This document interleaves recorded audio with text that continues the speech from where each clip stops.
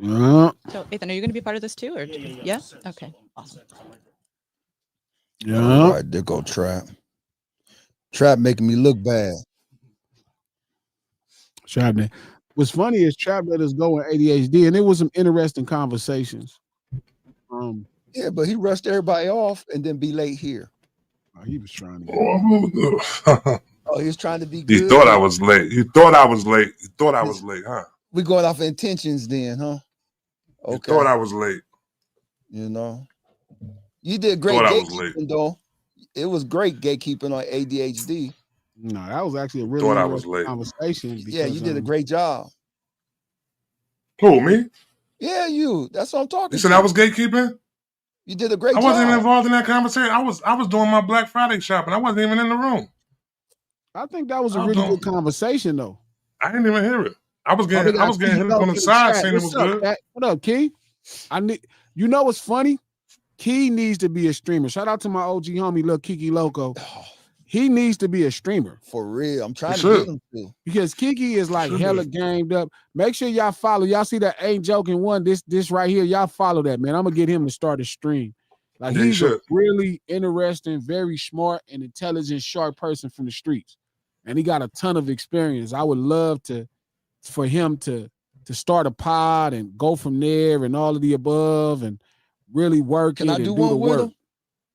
Huh? Can I do one with Kiki? Kiki, you need to worry about doing your royalty. Yeah. What happened to the throne? What happened to the throne shit that you supposed to be doing? What happened to that? You just want to do everything. The throne. The king on the throne. Yeah, what happened to that? It's called King's Corner. King's Court. King's Corner, okay. Yeah. King's Court. Get it right, man. Yeah. Like a royal court? Trap. Yeah. So I had an idea to get King a throne and him just do reaction videos ruling, right, Val, on different experiences and things. Nice. But I would love to get Kiki his own stream. I want to produce. Hey, Sega, let's produce a stream. Let's produce a stream for Kiki Loco on the lunch hour. ADHD network. No. We got the gatekeeper for there. I know, man. Come on, man. Damn, I'm trying to get everything. I'm trying to get my hands in everything. I'm trying to fuck with Kiki, man. I'm trying to cut my hands off. You need to focus on the King's Court, man. And you could do something with Kiki. But I would love for Kiki to have a stream to talk about his experiences in hip hop, just how he sees the world, because he's a really interesting dude, and he's like. He hella smart and he hella gamed up, you know what I mean? And a ton of experience in street life. So I think that'll be told you, Kiki. Really dope. Got to get him going. I'm on him. Don't worry, I'm on him. So we was having a really dope conversation in ADHD that actually was kind of end up being a continuation off of a conversation we had, you know, with No Ceilings podcast. This is the reason why we do this stream. And it was about dealers and addicts. It's a really dope podcast. Make sure you check it out. But we end up continuing that conversation on ADHD. And it's wild because it's such a nuanced conversation to have publicly, right? Like you're letting people into this really, how do I explain it? Like, because I think from the outside looking in, right, you look at drug dealing as this horrible idea. But like in this specific life, like it's normal, it's standard. And I was explaining to ADHD, shout out to Lex, because Lex brought it up. I was like, you didn't look at selling drugs to your people's parents as a bad thing. And it was such maybe until you got older. When you got older, you realized. Yeah, as I grew up, at the moment, you didn't think about it. No, because everybody at that time, this is the norm. Everybody, if they doing drugs, you selling drugs. Mm-hmm. And it was just such a great conversation, but it reminded me of the podcast. Make sure y'all check that out. It's available everywhere. So No Ceilings Live, the lunch hour, every Monday, Wednesday, and Friday, noon Pacific Standard Time. If you're on the East Coast, it would be 3 p.m. on the East Coast time. I like that. Man. Start recognizing right here at No Ceilings by viewers. No Ceilings by Glasses Malone, the YouTube page. Click that like button if you're on YouTube. If you're on Twitter, retweet this link. If you're on Facebook, share this post. We do this stream. We got to really get cracking on that Facebook because there's something there. We do this stream to support the No Ceilings podcast. Again, we just dropped a great conversations on dealers and addicts. It's a really interesting conversation. You need to listen to it. You can listen to it on Apple Podcasts, iHeart Podcasts, and anywhere you get your podcast from. The No Ceilings podcast, executive produced by Charlemagne the God. That's my partner, the Black Effect Podcast Network and iHeart. We're going to get this thing started. So today, let me say one thing about the podcast real quick. Well, I think that because I think it was a great podcast, and for them to hear it, the audio of it, I feel like that podcast right there might have been a bit like that needed to be visual though. You know what I'm saying? Because like that, the moments that happen in it really get like an impact of it if you see it actually. You know what I'm saying? So we gotta look into doing the video joint though a little bit more though too. Well, we have it so we can share it. Again, like I'm definitely gonna start putting the No Ceilings podcast, the visuals. We did one with Short. Joker actually filmed it, but we're gonna do it behind the for only the fans because we really only want to put it behind Patreon. We did the Patreon up. That's a fact. Do it like that. Or behind the YouTube thing for the people that really want to support. Because until we perfect it, but we did one with Too Short. It was dope. Okay, I remember that. Yeah, it was interesting to say the least. But that conversation was crazy because it was like, so shout out to Val Joker. You know, we don't really do introductions here, but that's Val. That's Joker let back people there. know who Val is because nobody's seen her before. Yeah, well, Val is my dog. Val that's where we're gonna start right there. Yep. Hi. Right. So what's up, Val? What's her Instagram? Val Vigoda. Spell that. VALVIGODA. There you go. Vigoda. Exactly. Is that your last? I had a friend of mine. That name was Paul Vigoda. Is that your last name? Is your last name? The same name. Yeah. There aren't very many. Yeah. They from New York. Paul Vigoda. Yeah. Are they of Polish descent? Probably. I don't know. Yeah? Probably. Like he knows. Tell him I say hi. Yeah, I don't know. For some reason, we just look at all white people kind of. You have to really start knowing people to know the difference. Yeah. Well, okay, so Val, we were doing a conversation because we were talking about Michael Jackson, and LaToya Jackson did an interview, and she was saying she blamed everybody for Michael Jackson, you know, passing away, all the people that empowered him. And the person that was doing the interview asked her, like, do you feel like he has any accountability because he was hooked on drugs? And she was saying she felt he had no accountability because nobody should have been providing him the drugs. And it launched into this really big conversation, Val, about where we're putting drug dealers versus drug addicts. And so I think scientifically they have proven that being a drug addict is close, you know, is somewhere close to a sickness, and then drug dealing is kind of the crime. I always grew up believing that it was a victimless crime, right? Because it's like the only person really getting cheated. The only person getting cheated is the government because they're not making tax. The only person getting beat. So I had my OG homie Kiki Loco here, and it was really, really deep. It started off as a very surface conversation, and I was already I've always agreed that I think the worst thing I've ever did growing up, I don't feel bad about being a gang member. Like if I shot somebody, they had it coming. If I beat somebody up, they had it coming. I still feel those same exact ways today. You know, somebody's doing something to wrong me, or if they're wronging a friend, you know, this is the only way I know. Then that's a defensible response. And it's always that, even if it's not legally defensible, we understand preserving life.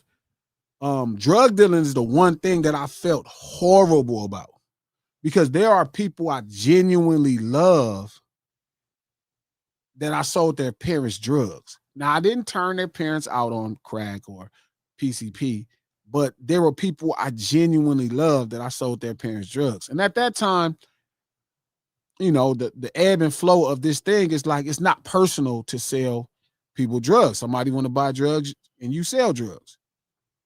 So now with my 45, soon to be 46 mind in 2 weeks, I always say that was the worst thing I did. So I was saying, what I was saying was, that's the one thing I feel bad about. Like I feel bad about selling people's parents drugs that I really like, that I really love, my friends that I really cared. I should have never sold them drugs. Okay. It's understandable that you would feel bad about that, Yes. right? But I don't think it is just a black and white. These are the perpetrators, over here the dealers, and these are the victims. Sure. And that's it. There's a line between them, and these people should be punished, and these people should be helped.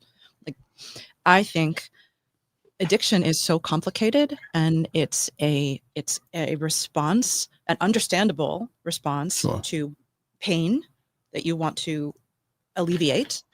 And you're going to reach out and find that absolutely anywhere that you can. Facts. Right. And to be immersed in, like, it's like you're swimming in that ocean of your neighborhood and where you grew up. And it's just the part of the economy and the world that is normal. Yeah. Right. I think that That's it. flagellating yourself now about it is well, I understand it, and you have a conscience, and you're a moral person, which is really important. And there's so many parts of that. No, I don't kick the shit out of myself. Good. I said that if there's one thing I regret is that. Yeah. Selling drugs. Yeah. Because it's like, you think I could play into like a survival remorse type shit? Nah. No.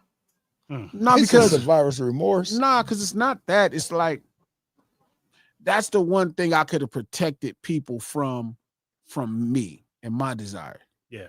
But you can say that with the hindsight of the wisdom that you have now. And exactly. You were doing the best that you could. That's why I said regret is regret. Yeah. No, I don't beat myself up. You know what I mean? I'm just saying if there's one thing I regret, that's that. Especially crack. Crack was like the worst. PCP was a little better, but crack was absolutely. That's what PCP is better than crack? Yeah, because a PCP, the person that does PCP, right, is because they're like a more functioning person in society. Really? Like if you see, if you see a crack, dude, crack, that's what got my dad. Yeah, crack is Val, no joke, man. It turns people into a zombies, complete man. zombie. Like, okay, but PCP, I've just always heard these horror stories of violence. PCP is the gorilla. That's the gorilla, though. So PCP is like a poor man's cocaine. So it's like a functioning thing that certain types of gangbangers use it when they doing their thing. Certain strippers. Man, I had clients that was nurses. A stripper stripping on me high for PCP. Crazy. Construction workers, gang members. I had this completely walk of different life. You feel me? As far as PCP, crack the same person all the time.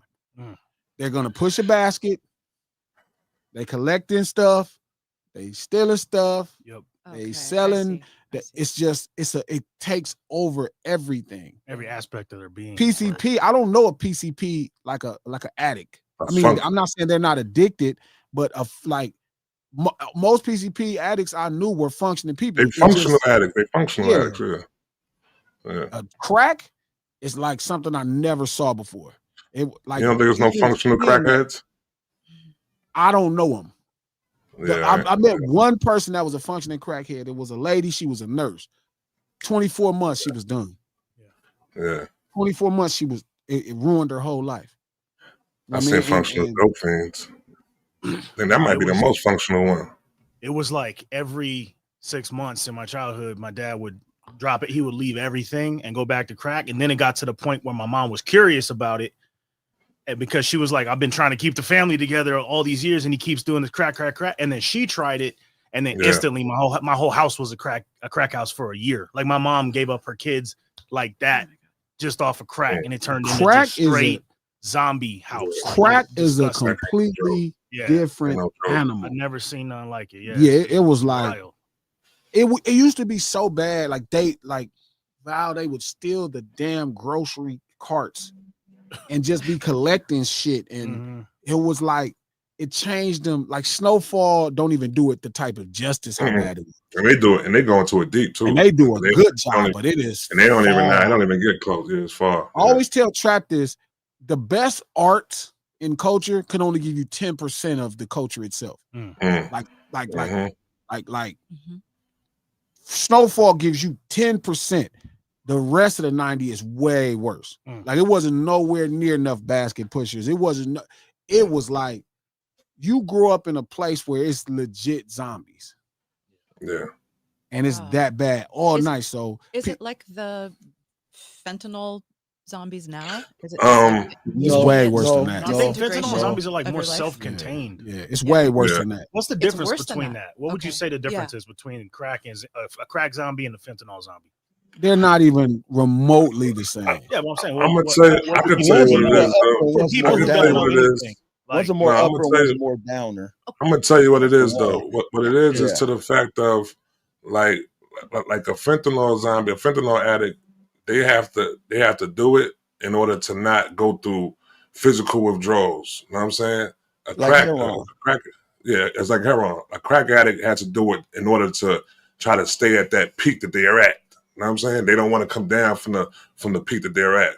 So they won't really go through physical withdrawal. They're mental. It's more of a mental withdrawal. It's more of a mental thing with them. You know what I'm saying? Compared to a physical thing. Any drug that you're not even getting high from it anymore, you're just doing it to not be in pain, to not have so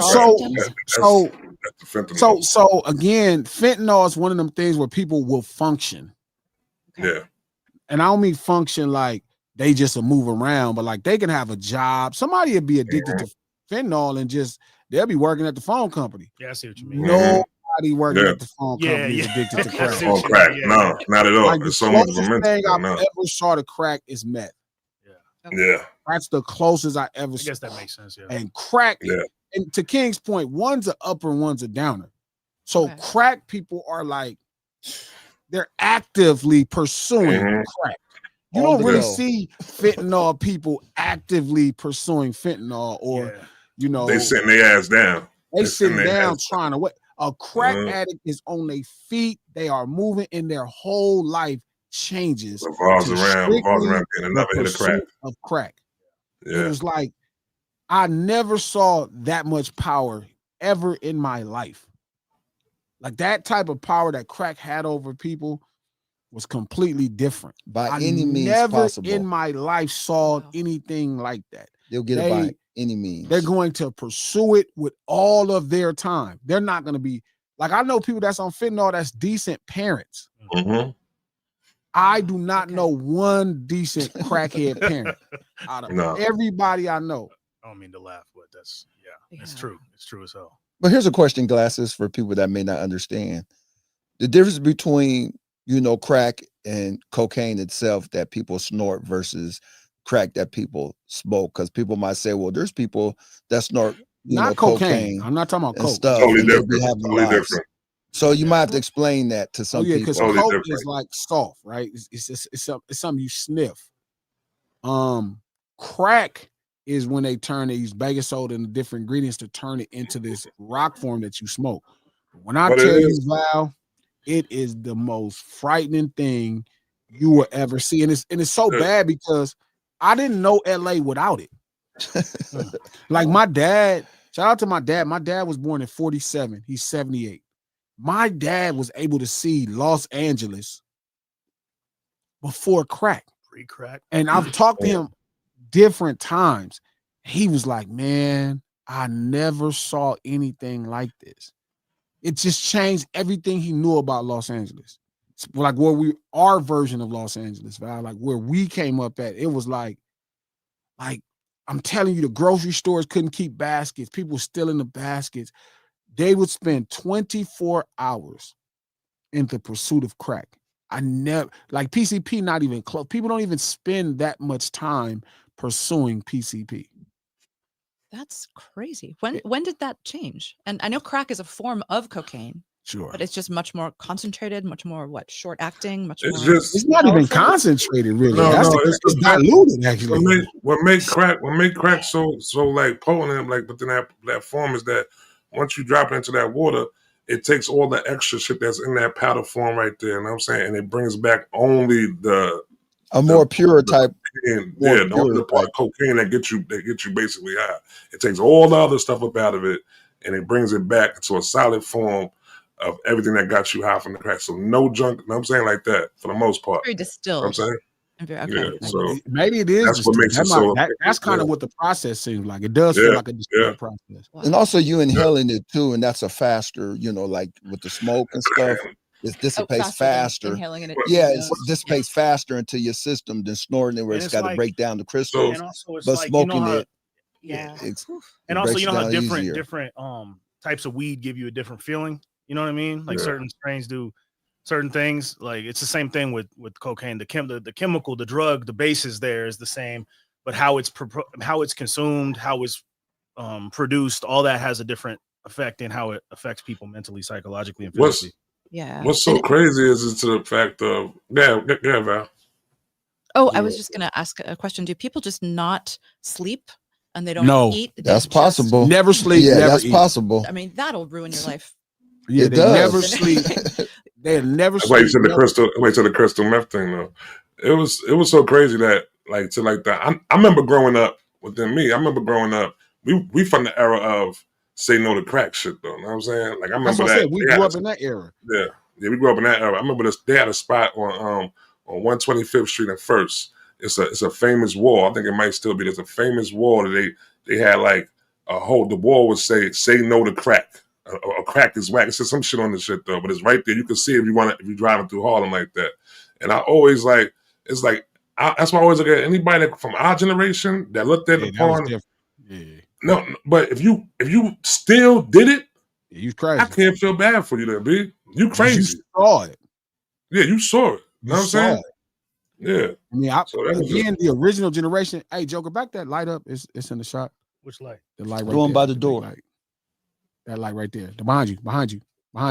Yeah. Just back it up so it ain't in the shot. Just disappeared from my screen. What, the light?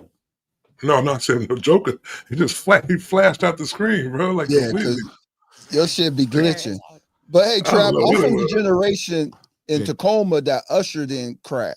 That ushered it in, yeah. So you understood why people were doing this shit there. Yeah. You know, and to watch, at first when they ushered it in, it was no bad stigma yet. Yeah.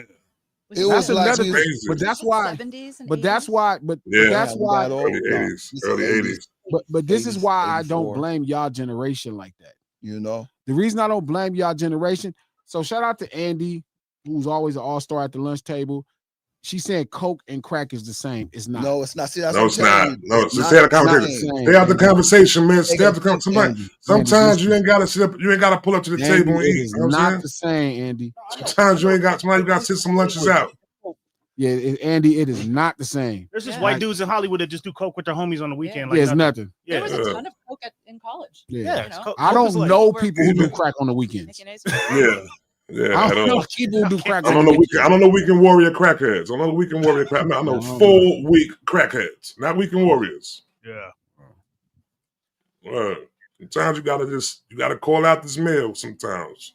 Yeah, I get it. Because she was saying that Coke was rich and crack was poor. They're different. Oh God. They're different.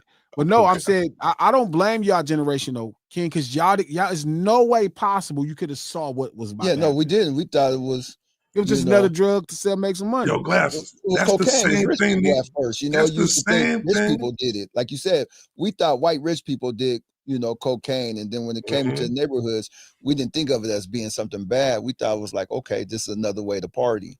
Then over years, you start seeing like, damn, the deterioration. This shit is really. What happened was in a matter of like months and stuff. Like you start seeing it in a matter of months, people losing their jobs. Things like that, house getting dirty, selling everything. But at the time as kids, remember I'm like 16 years old. Right, you didn't know any different. This was just we get a house, we don't think about the badness of it. We just hang out in the house. What it was is to the fact that like they was doing coke within two ways. They was either snorting the coke or they was freebasing the coke. But it was just the coke though. It was the powder form they were doing it. It was pure coke. So when the cracker hit that ain't nothing but coke right there. Not knowing. You know what I'm saying? This is a whole nother world. You changed the chemical makeup of it when you started cooking it and breaking it down. Right. Yeah, so that was wicked. Do you remember the first? We finna get into this conversation. I'm gonna tell y'all how this Kendrick conversation kind of I got to it. But King, let me ask you something before we do this. Make sure y'all go check out that podcast too. Our podcast, our podcast. Yeah, I want to listen to it. Podcast. Sure. It's a really good podcast. Yeah. It's really, really good. Do you remember the first time you saw somebody addicted to crack? Oh man. Not necessarily that you could remember. I'm saying somebody that you could be like, damn, I saw it change this person's life. It's not just one, it's a few people. I mean, the first person you saw. I can't even say the first person because what about the person you remember the most life it changed?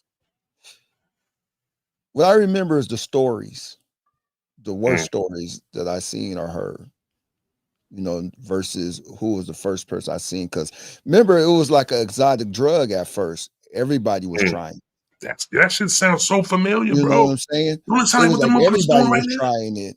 It wasn't something that was secret. Nobody wasn't. Nowadays, nobody wants to be known for smoking crack. But when it first came out, it was like the designer drug.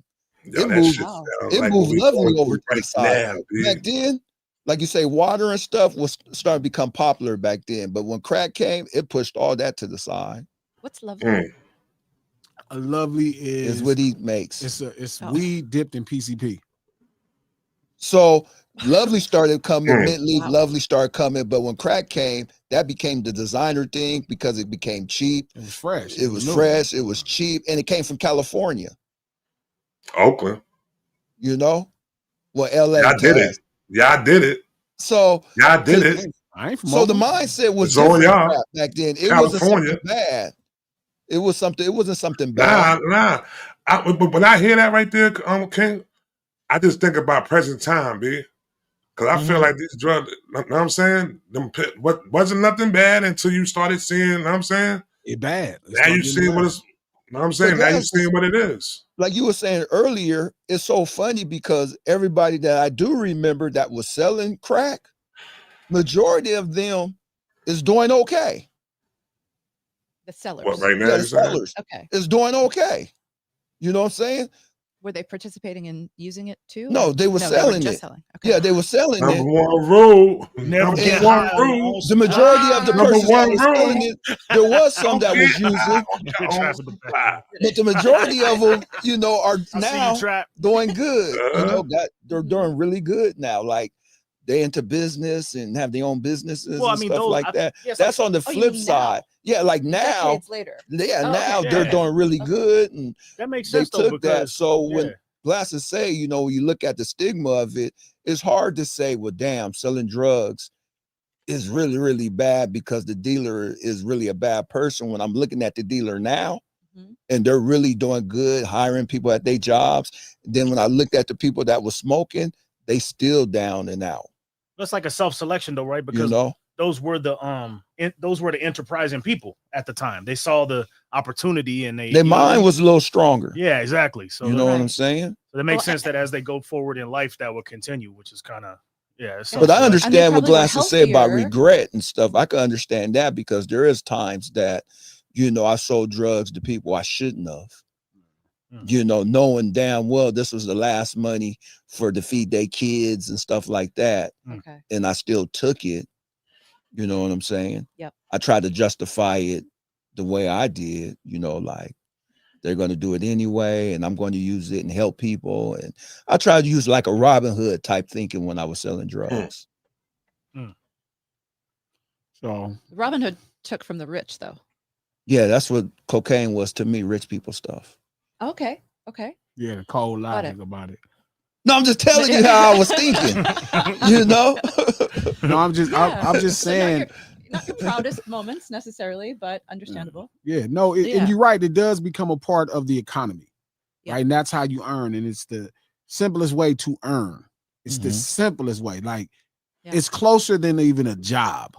Facts. You know what I mean? Like McDonald's is still a good, you know, half a mile walk. Like this is next door. So it just blew me away just thinking about it. And then on that pod, as I just kind of journeyed through it again, just like, damn, I regret this. And I'm not hard on myself. Like I get it. I was young, dumb, blah, blah, blah. But I get why I should have never been selling no damn rocks. PCP, I kind of am indifferent to it. This is so crazy how you go. Biased on this. I really didn't have no problem with PCP, but this crack, no. Because PCP to me was like selling, if I was selling lean to me. Do you regret selling PCP? All right, so I shouldn't have sold lean. You regret Listen, I could have sold lean, but I shouldn't have sold heroin. Though. What the fuck? It's the same thing, bro. No, he regrets it though. He regrets selling Man. PCP. It's different because, like, if you like, that's like me. Like to me, selling PCP again. It was a cool thing. It was cool, right? No, it wasn't cool. To me, I looked at it like I had a bar that was illegal. Oh, hold stop, Trap. I got him, Trap. I got him. Get him. I got him. Gotcha. So, using that logic, then I should feel good because I no longer sell crack, but I sell weed, and weed is legal. So we should be okay. Why are you telling me like I think I have a problem with that? Because you be thinking that weed is some you have bullshit. a major You be problem. thinking all weed is some drugs. bullshit. Oh, I ain't never told y'all that. It's a You drug. be saying weed, I ain't never told y'all. You need that weed. I know you need that herb. I know you need your herb break. You need your herb break. You need to smoke that y'all herb. are fucking fiends. See, here we You go. smoke that herb. Name calling now. I'm not calling you a name. That's the definition of it. You weed junkie. Man, that would make you a junk. Why y'all mad at me? Because I'm saying Man. you gotta shut the camera he's off okay 5 with times PCP episode. though. Yeah, you well, gotta, listen, you gotta man. walk outside. You don't even turn off the lights before the podcast is the stream is over, so you can walk outside. Y'all are fiends. I'm not insulting you. Oh boy, see, man, this is crazy. I'm not. How is it an insult? Do you feel like you're a fiend towards anything? You're a fiend of water. There it is, Trout. I was thinking the same thing just You're now. a water Trout. fiend. You But read my mind, but Trout. I wouldn't get You mad. could drown yourself as much mind. water you drink. Over drink too. Yeah. You see, look at him. That's Just him. the thought of water. He had to and drink stuff. it just now. I could tell Just when the he thought drinks of too it. much He had to water. drink some water. He gets ornery and stuff. The water fiend. But I'm asking you, but I'm saying that doesn't bother me. Mm-hmm. So why are y'all upset? Okay, let's finish your thought. Go ahead, finish your thought. Please, please let's just move on. you, sir. Let's just move on. Finish Let's just your move thought. on, please. Yeah. I don't get how that was a get because I never said we're about not. nobody selling You're right. weed. It wasn't. Have you I got ever this condemned one. anybody for selling weed, Trap? No, you So didn't. what I you talking won't say that. No, you didn't. But you condemn the user though. See that's see. Yes. Picking and choosing now. No, So now, as far as with the weed, if you selling the weed, there ain't no problem. If you're using the weed, I wouldn't have any problem if y'all used weed responsibly. Wow. Now he says we're which way would that be? Which way would that be? I turn the camera off. Now he I said turn the camera off. You're abusing it. That's responsible. I turn the camera off. Wow. The fact that you just can't pull it wait up after the pod. The I stream do is wait done. till after the podcast. You can't rush to get out of here. You don't even care but I about the wait till lights. after the podcast.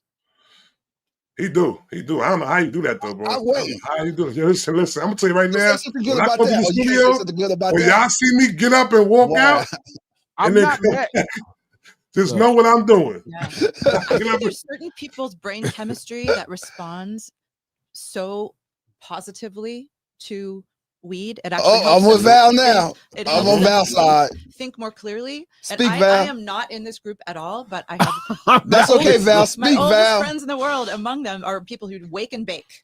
Yeah. You know, Speak, Val. and they. I don't think you want to see me on this pod off of weed. March. No, not off weed. Not off weed. No, yeah, you don't want to see me off of weed at all. Not on, yeah, you want to see me on this pod on weed. If I was on this pod off of weed, if I wasn't I'm on an weed, asshole. I hate everybody. They already hate me on here. So just imagine what it'll be then. I'll be cooling back, chilling. I used to be completely against that, and now I kind of believe it too. Because I am not knocking nobody that is on weed.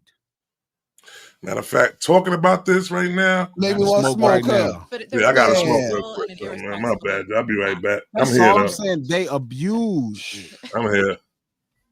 You just stressed him out. Now he needs a hit.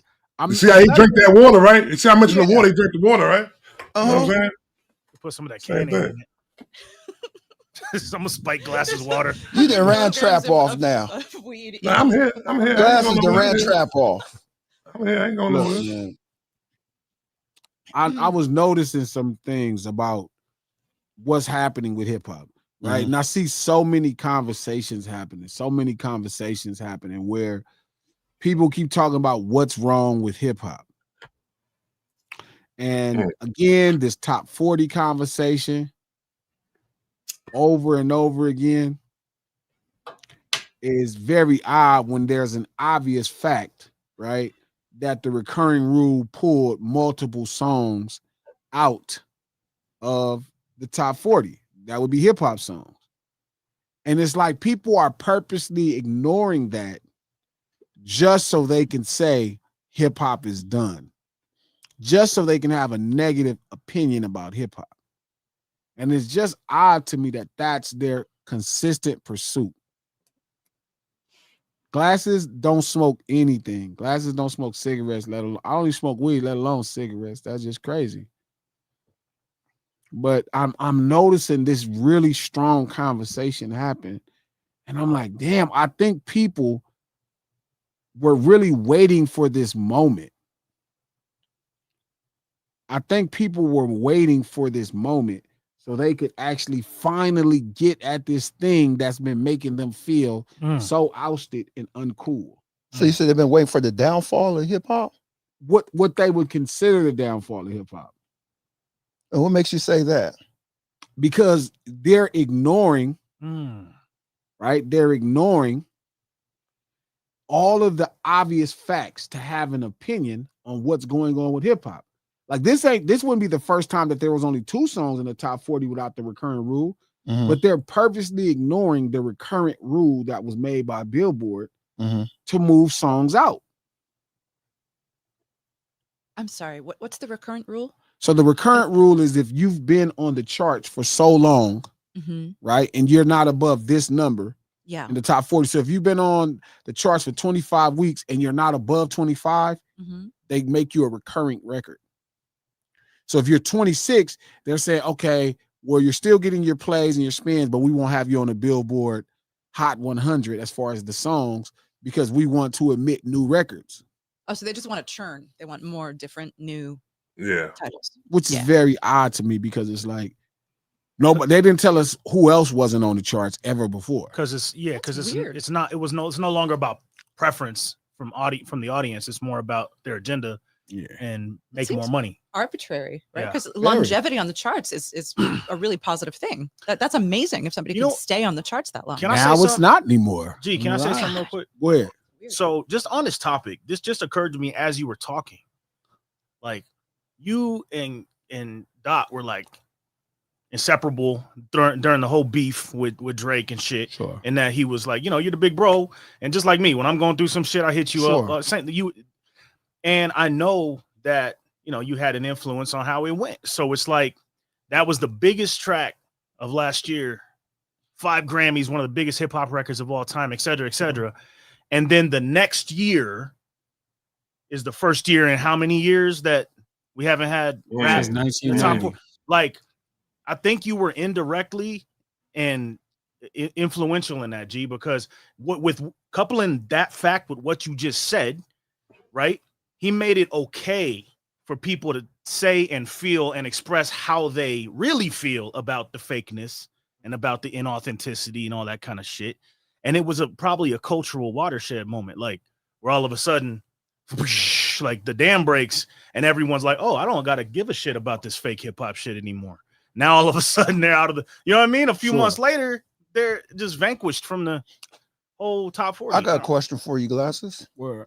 So is it that people are looking at Billboard and these kind of charts to determine what they say is hip hop and stuff? Because if Billboard and guys say this is not hip hop, then people say, oh, it's not hip hop. Are they determining what's hip hop now? To some degree, people don't want to admit that, but yes, there's a lot of people that determine if hip hop is good or bad based off of how successful it is, when it comes to sales. And Billboard Hot 100 is not necessarily completely just sales, right? That could be radio spins, that could be streams. There's a few things that go into, it could be TikToks that can move you up on the Billboard chart. Trap, I got a question for you, Trap. What's up, bro? How many years was there hip hop before it made mainstay? I think what was the first one? What was the first one? Glasses, the first one that made it into the top 40. Rapper's Delight. Rapper's Delight made it into it. Yeah, it made it on there. It broke the top 40. It made the Hot 100 for sure. So the very first hip hop song made the top 40. I think the original one is they said it's King What is it? I know you're talking about. But what about all the underground stuff that was going on before it, man? There had to be other stuff going on before. King Tim. I'm about to say King T. King Tim. Yeah. King Tim the Yeah. third. There had to be other groups before that one made the top 40. Like, no, they weren't. Yeah, Rappers Delight. Rappers Delight. Rappers Delight was it. I think King Tim the third. Fatback Band made King Tim the third. And then Rappers Delight in '79, right, becomes the first song, you know, that is celebrated as a hip hop record, and it for sure popped in the Hot 100. It peaked at 36 on January 5th, 1980. I'm not trying to be a double down, whatever they call it, downer right now in the conversation. A Debbie Downer. But like always, if we really look at it, really look at the songs that made it into the Hot 100, the top 40. You know what I'm saying? We got to start counting how much of those are culture relevant songs like that, though. I bet you we have much more culture relevant songs that didn't crack into the top 40 or the top Hot 100. That is culturally relevant songs within the hip hop culture, though. That's interesting. You know what I'm saying? I mean, I think both things could be true, right? Because you could take Vanilla Ice, Ice Ice Baby, and that's not necessarily a culturally relevant song as the first rap song to go number one. That's considered a hip hop song. But it's because I think no, is that a hip hop song? I mean, I think it fell out. I think it fell out because of the person like that, though, and look at the person though. But I remember when that song came out, people was reciting that song, bro. Like, you know what I'm saying? People was Ice it Baby? hit the culture. Yeah, it hit the culture in a way. Yeah, but I don't know if it was culturally relevant as much as it was just a really big song that everybody liked. A nice hook. Well, I think it wasn't the first song, the first hit song to have rap in it. Debbie Harry from Blondie. Yeah, that's facts. Blondie. There you go, Blondie. That wasn't hip hop though. Hip hop though, but not hip hop. She for sure got her flow off. Yeah, definitely. Harry O, what's his name? But see, Fab Five Freddy was behind that song though. But I think there are very few songs in hip hop, right, or rap songs that were successfully that aren't culturally relevant.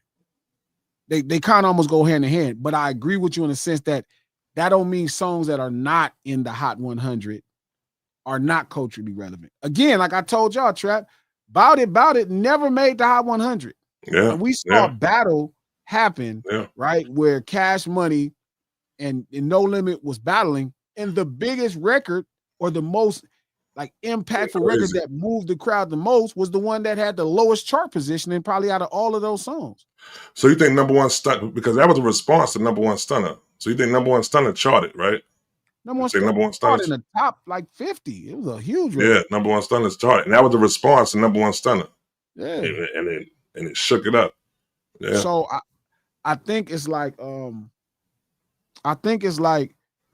this moment, and there's so many people that I'm watching that's in the media space, and they're just coming up with all of this ridiculous shit. And it's like, it's as simple as they changed the rules, right? And I think to Val's point is like, in which world did you not want longevity of a song?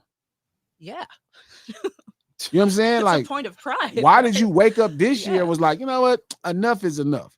So I do think part of it is because, like Joker is saying, whereas people who got access. Well, I think the metrics that govern why the songs are in the top 40 or the Hot 100 are different than the metrics that govern why a song is culturally relevant to a particular demographic. You feel me? So at a certain point, there was a lot more overlap than there is now. And now I think with the current landscape, it's just diverging, and we're seeing that. And it made it a definitive statement of that when there were no rap songs on the top 40. But to be honest, and we talk about this all the time too, G, like rap songs aren't necessarily hip hop and vice versa. Yeah, you know, they don't run parallel all the time. Exactly. So, and you're saying this is right after the giant success of the Kendrick Lamar song, where they were playing that song, and every high school senior was singing along at my son's prom to that song. So it's like they knew every word. Yeah, they love that song. I did a podcast, Val. Again, Val, what is your Instagram? Me? Val Vagoda. Val Vagoda. Mm-hmm. Spell it out. Joker, please. VALVIGODA. She is the first woman to ever play the electric violin in 1995. Wow. They call it the Queen of the Viper. The specific style called the Viper. Yeah, Yeah. and do you better get active on Instagram. are you able to do like do you do like hip hop tunes on the violin also though too? Like when you do it? I can. I have. She's done violin on my I stuff. love when I see that done. I love when I see that done. That's super awesome to me. We're working on a song. Yep. Okay. Joker, I'm waiting on Joker finna be working on. I need some sample from Val. Can I get some like I don't know what they call them? I know they call guitar riffs. Yeah, Joker. I need some violin samples that I could use to chop up. I got you. Yeah, please. That'll be super dope. Yes. That'll be I got super every dope. instrument under the sun. You tell me what. Please, yo, man, I got your number though. I'm definitely gonna hit you. I'll text you my new show. I might have not touched your new one. I'll text you. I got you. I need some original samples right there. We could crack through that whole. Send me your beat. We'll throw some dope shit on it too, bro. And I got some nasty mics. Let's get to work. Let's go. So again, she's the first and chart topping. There you go. The style of electric violin, the Viper. Yeah. So again, it's like why is different? Because Joker does bring up a good point. It is very odd that it happened after this battle. That is very odd at a moment where. So I have no proof of this. All I have is historical accuracy of how things always happened, but I have no proof of this specifically.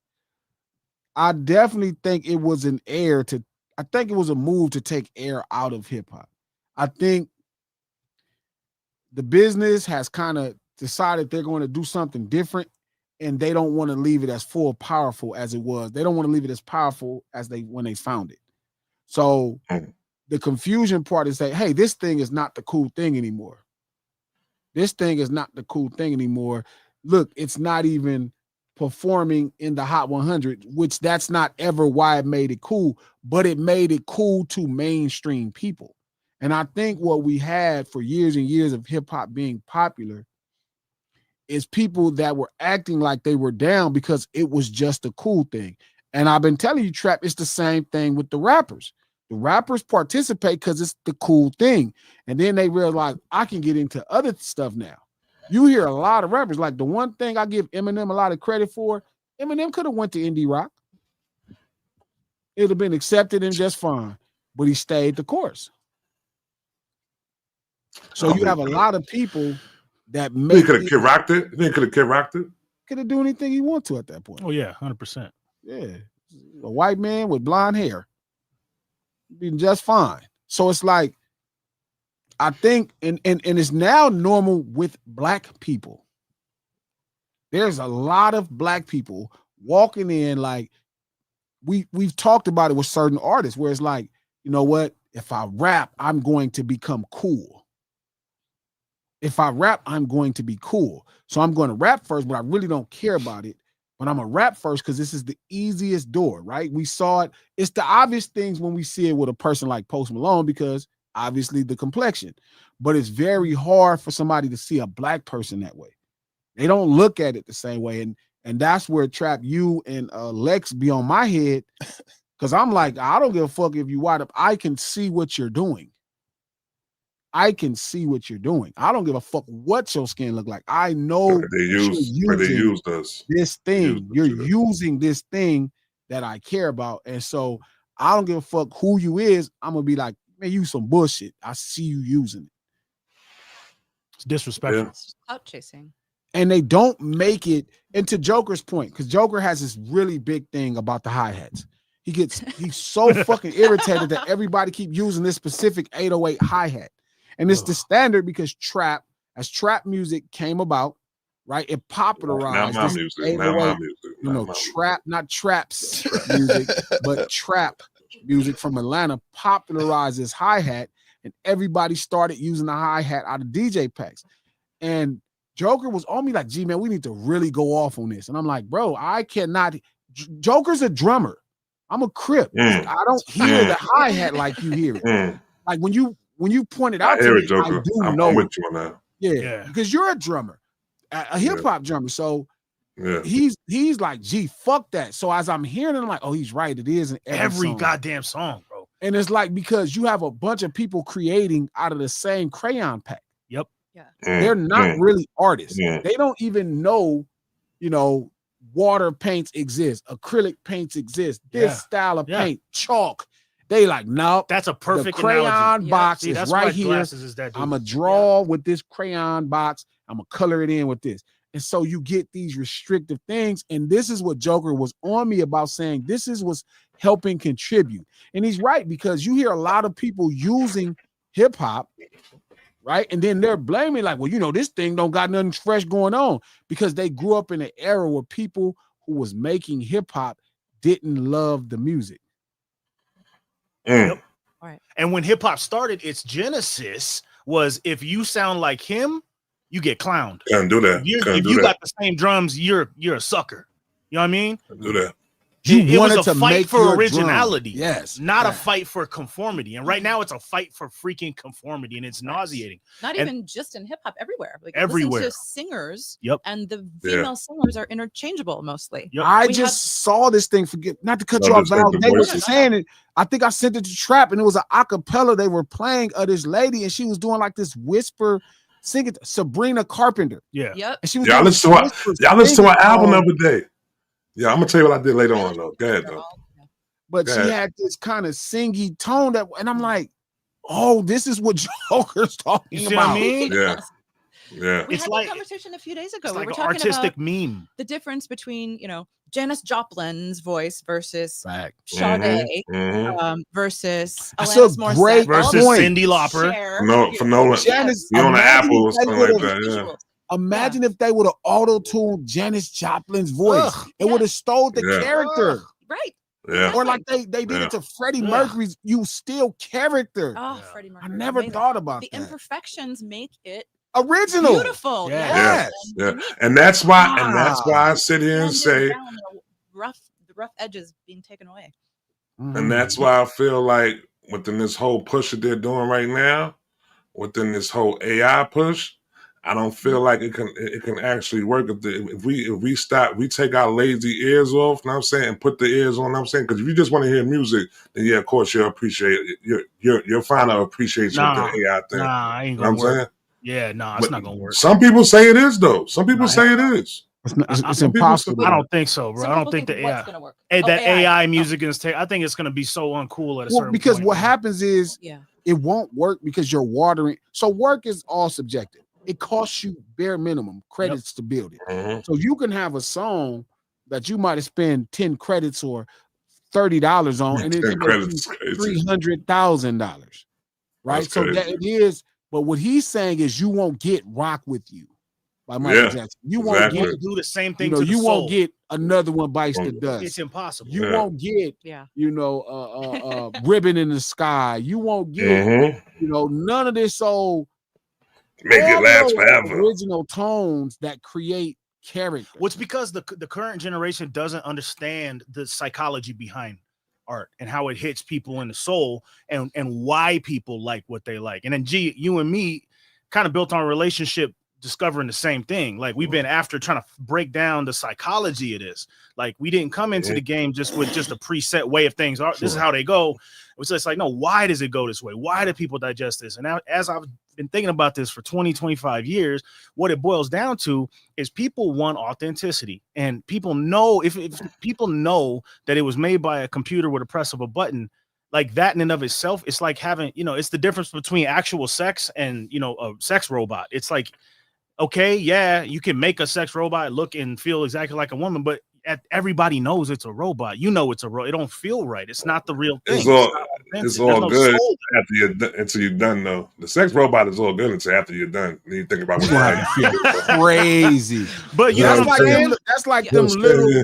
That's like them little vagina things. And it's like I would have. It's all good until once you're done. It's like what the fuck did I just do? You gotta hold that thing, and it got your what tongue in it. You just hold it. You gotta be like, bro. What is? That's what happens though. I mean, I didn't do it. I'm just saying. I would feel like it's like that though. But it's gonna backfire though. It's gonna backfire because the corporate corrosion of the last 30, 40 years in music has lowered the bar out of laziness for so long that it's going to be very easy to stand out if you really got the balls to stick your chest out and be authentic in this, you're going to stand out even more because the bar is so much lower and now. have And so much, standard, right? and people are so fatigued. And we have billions of people around the world who remember the 90s and who remember the 80s and the 70s. They're still around. So when when we inject that back into the culture authentically, and it's done at the right scale and with the right, you know what I mean, presentation, I mean, people are gonna grab at it. And the Kendrick Lamar thing, it's a perfect example. It was the machine versus the culture. Sure. And look what happened. 5 freaking Grammys. It's over with. You see what I mean? Yeah. But that's what happens when it's a level playing field head to head. But the pressures, the billions of dollars, and all the corporate suits that don't even think artistically or culturally at all are just looking at it as a formula on a piece of paper. And they're just saying, oh, let's just minimize the input so we can maximize the output, regardless of what it does to the minds of the youth or the culture or the artistic expression of humanity. They don't give a shit. It's like a McDonald's burger. I saw this thing on Instagram where this man had McDonald's burgers for like a year and 3 months. And then he got a brother in Japan to buy a burger and have it for 3 months. And when you see the burger that was American, like even the 1-year-old burger, it looked like there was no decay. There was no mold on the bread. None. And I knew it was true because, like, if you had McDonald's before, you dropped a fry. Yeah. And you pick that fry up like 6 months later when you get your car cleaned out, and that fry just looks like the fry. And the man from Japan showed his hamburger, and it was all molded 3 months. And it was like the lettuce was wilted. A McDonald's burger from Japan? Yes. Wow. And it was like, no preservatives in my buddy was saying it was the corporate mentality of America. I'm like, nah, something worse than that. Because Japan has corporate. They have the same kind of corporates. But it's like the McDonald's burger here, it was molded top to bottom. The lettuce was wilted and faded. The burger turned, and you could tell that the food decayed. It was real. And I always say this, when I go to McDonald's now, if I see something, I'm like, why are the burgers so shiny on the menu? Like, look at the pictures of the burger. The burgers are shiny. Ugh. So I think to Joker's point, like, can I address something real quick in the chat that's completely topical? Go ahead. So, Restoring the Feeling says, y'all give consumers too much credit. The majority will cheerlead AI music. They have horrible taste in music. It's not that we give them too much credit. It's that we understand human nature. And human nature is something that's developed over 750,000 years of evolution. You're not going to change it in 30 or 40 years. You know what I mean? And when you understand human nature and what humans actually crave on a deep, like, genetic level, then you understand that there's certain things, like I said, sex. Like, I just think, my heart of hearts, you're not gonna get the same response. Yeah, see what I mean? Are people from a robot, no matter how good it is, because it's not fundamentally the same thing on like an ontological level. Like at the root. Well, people marry their AI, their sex robots.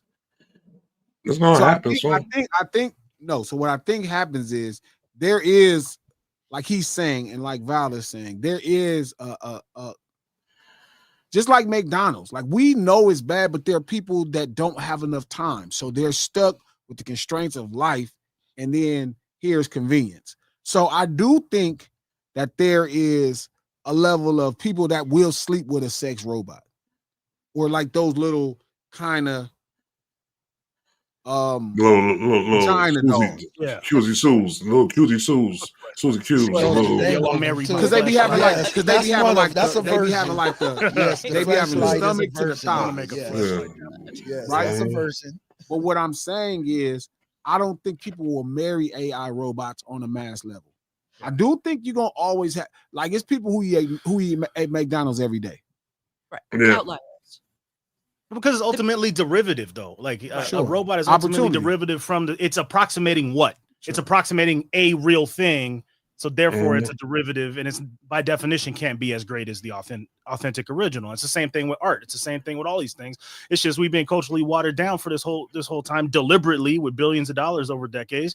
So the standards are so low, but people will wake up and they do quit. You know, it's happening. It happens all the time. You know, you just got to give them the right motivation. They got to see the right thing, put in the right context, and it's over with, bro. People want real shit. They're used to those lower standards, right? People don't expect a certain level of lyrical craft, you know, the Billy Joel level, the Sting level, the like amazing, or even Bob Dylan wordsmithing. Sure. Yeah. We're just not hearing that. We're hearing something that is generally not any better than what AI would do lyrically, right? So I think people are more open to it because it's not that different from the slop. So the bar was already lowered. Exactly. It was already lowered. Yeah, that's what you're saying. Yeah. When we bring back that real shit, it's over with, bro. Right. Because you're right. I think people will respond, but they just a lot of people haven't. What Trap? Remember at the Trap? Were you at the thing in New York? Was Trap there with us at the video game thing? Yeah. Oh yeah. I was there. I was there with you. Remember, I was talking to one of the homies there. I remember that. Filming. We were just chopping. I was talking, and then I look up, and there's 7 people standing there watching us, and we were just talking about this exact same thing. And I was just kind of going off about Fearless and the blah blah blah. But it's the same shit. Like there's an undercurrent that's just charged up everywhere in the Western world and around the world, where we're just like, people just want that real shit, man. They just want it. And when they get a little bit of it, it's like crack to tie it back into the things. Like, I need that. I need more. And that's how I was. That's how we were. Think about it. Why do we all love this shit so much? We grew up with a different thing. Because but when we got the real shit, when I heard Murder Was the Case for the first time at 9 years old in Maryville out of some car, I ran up to the dude. I don't know who the heck he was. Yo, what is that? I need that. I need. And then I was obsessed. I was hooked. That was the song that made me want to be a rapper. And then that turned into a 25, 30-year career after that. And I'm like, that was the thing that took me out of my world and put me on a mission for the next 30 years. Like that was powerful. That was potent. If that song and that realness can do that shit, you feel me? And we all have that moment. Everybody, you ask somebody, who's your favorite song? What's your favorite song? It wasn't just about the sound of the song or the words of the song. It was about the moment, how it connected, that real shit. You can feel it, bro. And it's not fakeable. That's the difference. Well, so we just need to need to be focusing on that, doing that kind of shit now. Yeah. So that the 9-year-old hears our shit and goes, "Oh my God, I need to," because that's how you move generations, man. Sure. That's how you really influence the culture. That's how you really influence the culture, for real. But it's physical. Like if you hear Ode to Joy, sure, by Beethoven, like you're a human, you're going to feel it. You're going to feel something powerful. And we just have to make that more prevalent. And that's it. That's our job. What are you doing, King? Staring at your phone? Listening to you guys. That wasn't a smoke break. They interject. That wasn't a smoke break. Smoke break. Oh. No, that wasn't one. That wasn't a smoke break. I just heard somebody on the door just now. So why mainstream media is having these conversations, especially mainstream media that's supposed to be hip hop? I think I know what it is, yo. It's because they're not hip hop. I think I know what it is. They're not hip hop. I think it's another agenda upon keep on having this conversation about this, because who really sits there and cares about that though, bro? But to keep on pushing it on people that, it's 35 years since hip hop hasn't been in the top 40 and it happened again. Who cares, bro? What about the music that's coming out that's great? Why you not talking about that? I'm saying, but minus that, right? I don't think they're hip hop. And it's not because I'm saying this to have an attitude or, none of that. I'm saying genuinely, they probably was that person who got into this business to make that money. They were never the actual culture or even into the art itself.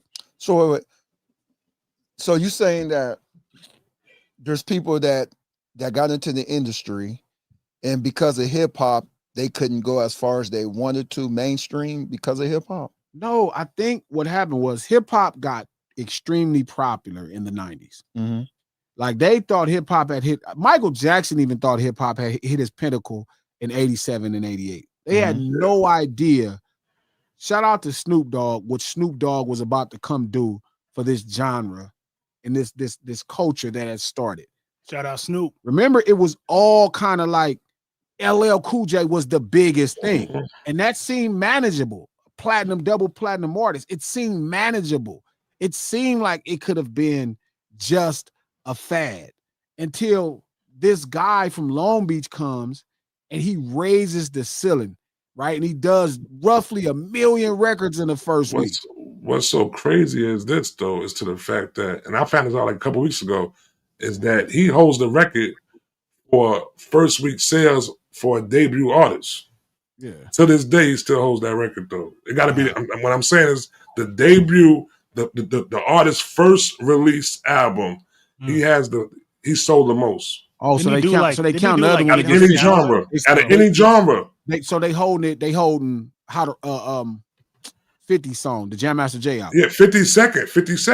Okay. It's But I'm saying Snoop Dogg and okay. it's 50. So Yeah. again, it's like, so when that happens to hip hop, right? Well, excuse me, when that happens to the world, right? Because it happens for hip hop, but hip hop happens to the world. Now it's like it goes from a thing that's kind of popular, people know about it. LL Cool J, you know, you got a really niche place in the culture, and here comes this guy. Now he's competing with Garth Brooks. Mm-hmm. Like it went from just like, okay, they got this little thing that's doing well, and LL Cool J is a star out of it, but they're doing cool to like, wow. You know what I mean? And you're setting it up with the Dr. Dre, and here it goes, and it goes crazy. And then the viability changes. You know what I mean? Now every record label starts to look to sign somebody in hip hop. Because before that, it was still limited. Remember, Interscope, Val, is still a new label for the most part. So they gambled on Snoop. It worked out based off a gamble. Remember, they didn't have to spend any money on making the Chronic. Shout out to Dick Griffey, rest in peace, that created Solar, used to work at Motown. They recorded the whole studio. They recorded the whole album, at the Solar studio, which is a SSL, you know, access to some of the greatest musicians in the business at the time. And they make the Chronic, and they make Doggy Style. So Doggy Style lifts the ceiling up.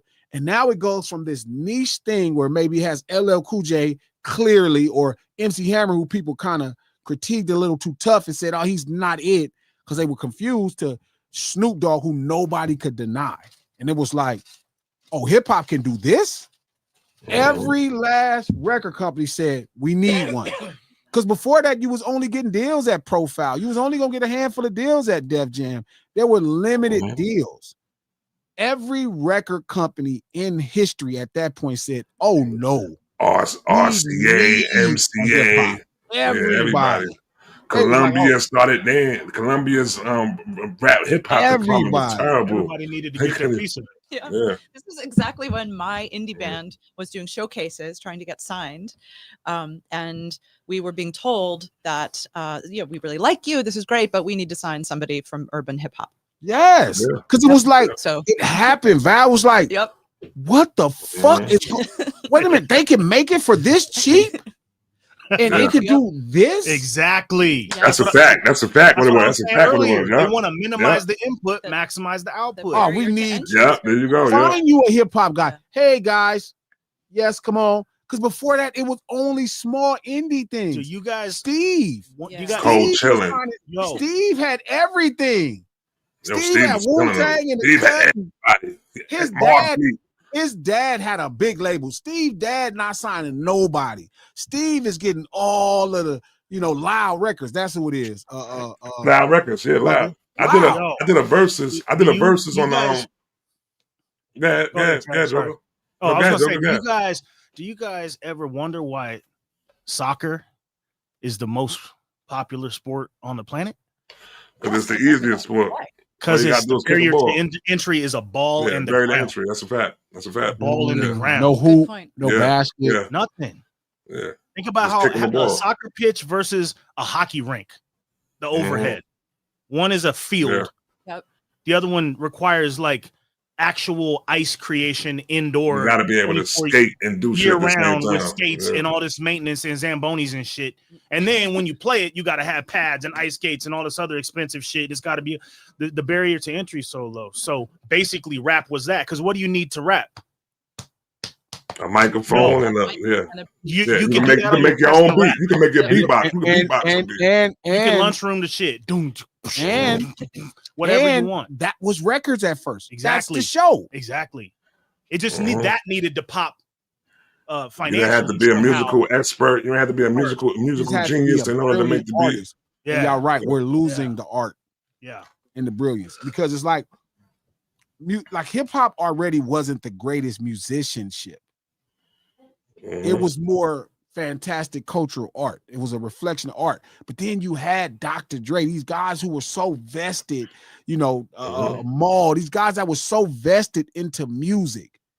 Like they were vested in the music. So even though hip hop is not the greatest musical conversation of all records and genres, it was still Dr. Dre making the music. It was still Marley Marl making the music. It was still people who were into music. Now you have, and I don't want to make this a now and old, because technology, gets rid of barriers. So now entry is simple. You don't even need to know those things. You can actually, it went from 15 years ago where you could put dots in on what would be Fruity Loops for drums. So you didn't have to know anything about how a drummer played his drums. You could just artistically create however you think. There are so many patterns that the average drummer cannot play in hip hop right now, because that's not how you would play that as a drummer.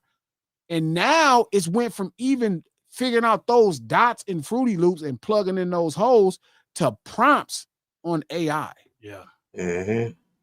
To prompts. Like you have to prompt the computer.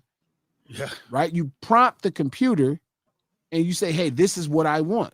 But guess what? The prompts are driven off comparatives. I want a West Coast beat with this, but you have to say these generic ideas of the music. That's why when me and Trap argue about that, I'll be like, bro, what the fuck? I was about to get you just then, but I'm gonna leave it. I'm gonna let that go. I'm gonna let that go. Sam, I know you're gonna jump on the Trap. But guess what? No. But guess who you have to say that to? AI.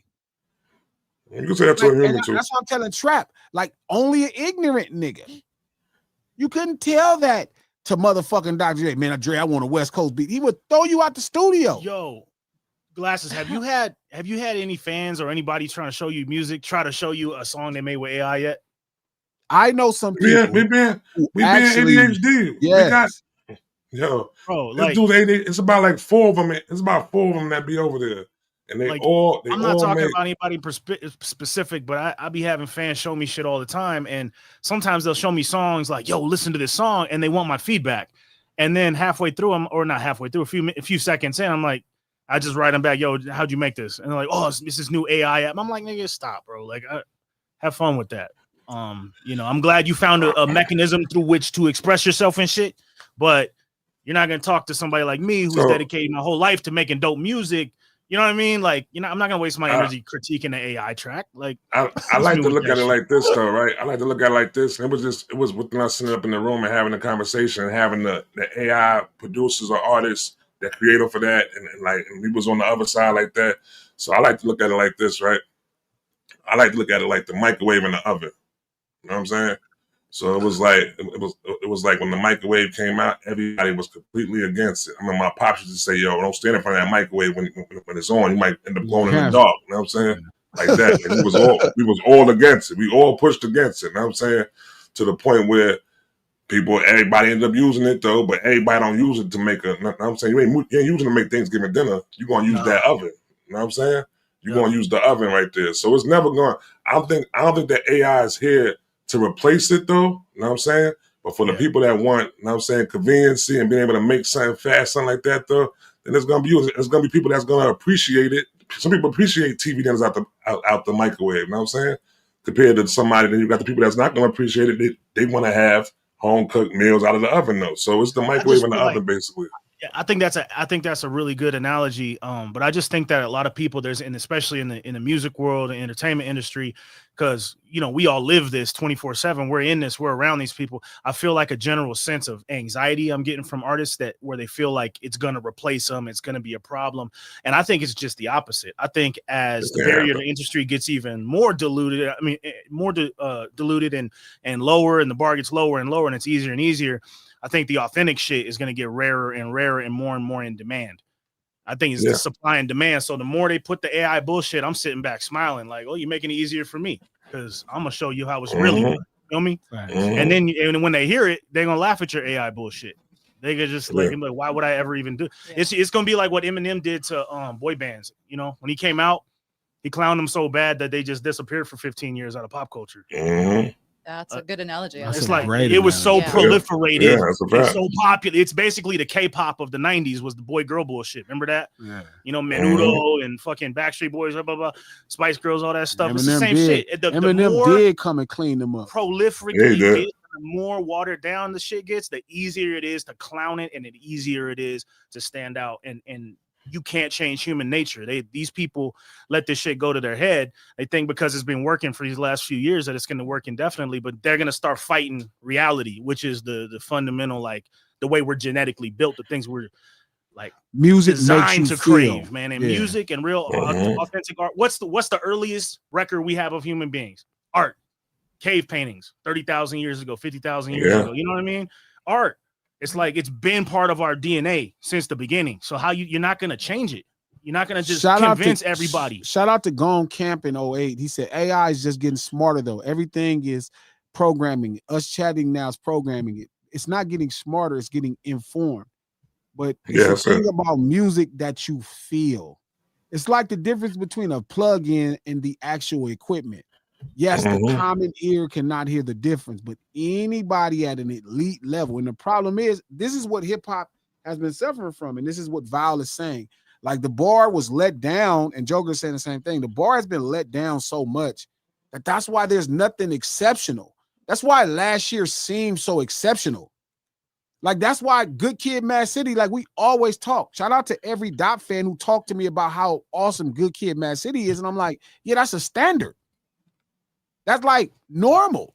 Like, they were so happy that they got a project that had a story and continuity. I'm like, yeah, that's normal. Like, that's all my favorite. Scarface, Dr. Dre, Snoop, like that's, Cube, like that's normal. But it had been so fucking watered down, you know what I mean? And kind of like poppy and just hella like blah, blah, blah, that he drops Good Kid, Mad City, and it's like, oh my God, this is, revolution. If you're young and that's your era, you like, think about it. You're coming from an era where a bunch of people are using, right? They're all using multiple producers. I remember, shout out to all my partners from New York, especially my Queens partners, who bragged about Nas using multiple producers. Like, you didn't do that in hip hop because you didn't want to mess up the continuity. So when you had a couple people come together and put together a body work that still felt, this continuous, sonic likeness in the records, it was like, wow. But guess what? After that, now you get into the 2000s, it's a bunch of artists trying to emulate something that worked once. There was a reason why one producer did a record. And now you're in the 2000s where everybody's just getting beats emailed. And it's like, hey, emailing beats. And now you have an artist who is the least in tune with music or understanding sonic stories trying to assemble an album sonically to understand what's happening, to put a continuous flow to it. And it's less up to their own devices. Not saying artistically it couldn't be dope, but there's going to be a difference when T.I. is putting together his album and if Quincy Jones is putting together the fucking album. Fucking Quincy Jones. Yep. So again, it's like, for them, like when they got to Kendrick and that Good Kid, they was like, oh my God, what is... Because for years they had kind of been led astray, and it's not on purpose. The game changed, the business changed. You went from people having hip hop budgets in the 80s and 90s of $100,000, $50,000. Tip is getting $2 million to put together an album. You know what I mean? And all he's like, I need to make sure I got enough records to recoup this money. So let me go see this popular producer. Let me go see this. Think about it, Trap. This whole time, we don't have a T.I. and Toomp album. How the fuck is that possible? Toomp has made every substantial cultural record for T.I. They might be one or two he didn't make. But I don't know if Swagger Like Us can still compete culturally with what you know about that. No. There is no album of Toomp producing T.I. That's insane, right? And it's like what you got from Cash Money Records, right? It's like where Manny Fresh, he's so into music, right? He's so into music. It's different when Manny Fresh does the Carter 1 as Wayne arrived. I always take the Carter 1 over the Carter 3. I get the Carter 3 could have better records subjectively or even stat-wise. The Carter 1 is a much better body of work because it's assembled by somebody who loves music, who understands the history of records. They love music. So again, coming back to Good Kid, Mad City in 2011-12, right? They haven't had somebody, right? They've had multiple producers, but somebody that put a shoestring through the shoe, right? Through dialogue, and they put a shoestring and they made sure every angle was covered. It was like, oh, this is really good. But this is why I said G and X is better, because now it's his mind and understanding, right? It's his mind understanding the continuity of music. It's no longer I just need dialogue to tell the story. Now I can tell the story sonically. And that's the catch. I don't agree with that. I understand. I don't agree with that. I just don't agree with the G and X being better than Good Kid, Mad City. I mean, that could be just you in my opinion. I appreciate it. I never forget. Yeah. I never forget when I heard Good Kid, Mad City, and I was in the barbershop. I'm in the barbershop, and I told them in the barbershop, I said, yo, I'm telling them, they ain't like really listen to it. It's like it just came out.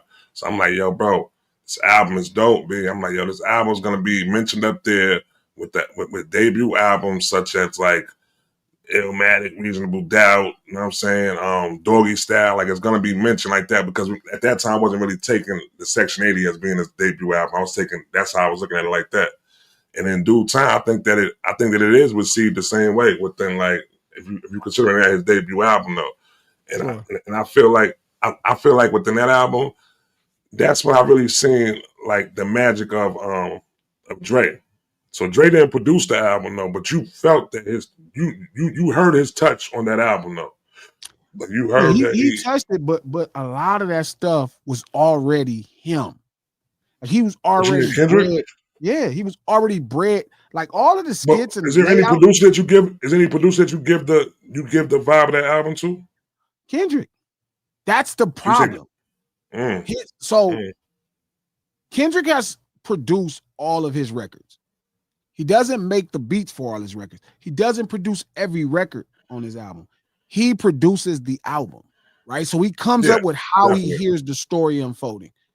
The reason this is his best album is because he finally caught up with Sonics. Like, damn, he was already up on it. He was getting close, but it was very general. Then he comes back. Let me ask you a question real quick. I'm gonna get right back to you. So how you saying he produced the album? And I understand what you mean as far as like not actually like doing instrumentation on it, but producing the record like that. Giving it its identity. Yeah, just explain that a little bit more to me though. How you feel like he produced like what is his production like lie at though on the album? Like sonically. So I think if I had to give a lot of credit to the first album, Good Kid, is Punch. Like if it was somebody outside of Dot, it'd be Punch. Mm-hmm. But he's assembling what you experience when you listen to the album.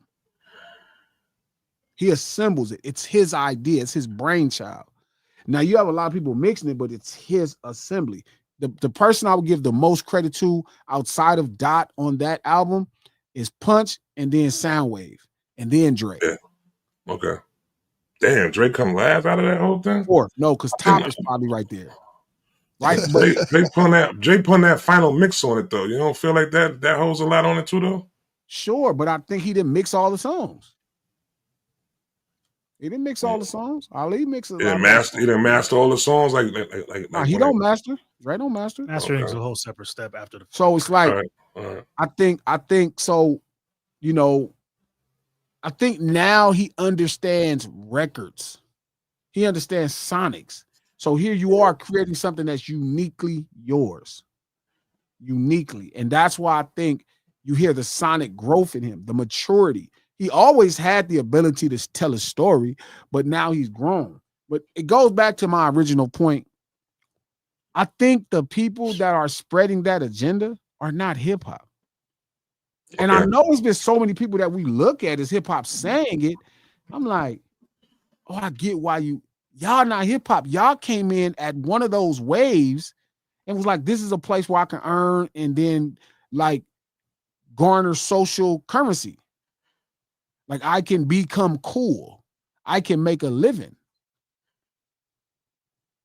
Right? I can make a living. And that's where I think we're hearing these conversations when they're avoiding the straight fact of the recurring rule. When people first said that to me, I told Trap, I was like, oh no, it's just the recurrent rule. The recurrent rule pulled 2 or 3 records out. it was like second nature to me. I didn't even have to think about it because the facts is they're attached to the story due to the recurring rule. But then somehow there's a bunch of people who are supposed to be me, right? But they're not saying the recurrent rule, even though it's a fact attached. I kind of like your first, but you first was going with. I don't know why you pushing away. I don't know why you moving away from it. You know what your first thoughts of it was. The labels is doing it. Yeah. I'm not kind of still I'm on saying, that. I think the media that is not saying this as a fact, they're not hip hop. Okay. And there's some questionable people. Like, Can I get a list of them? Can I get a list of them? I would need Can we to do super remember. chats first, Trap, Let me do some super chats before he gives you the list? I know he got one in mind now. I know he got somebody in mind. Shout out to Andy Pandy Pod. Thank you for the $5. Andy, Latoya said on TV that she believed MJ was a PDF file and spoke against him. She may have some guilt of her own. Her hubby was abusive at the time, though. So the interview, she talked about the hubby kind of bullying her into, you know what I mean? The hubby bullied her into making that statement. So it was in that same interview. Shout out to Andy Petty. Thank you for the $2 again. You always misquote me. I'm not from the burbs. Andy, I do not think you're from the burbs. That's just crazy.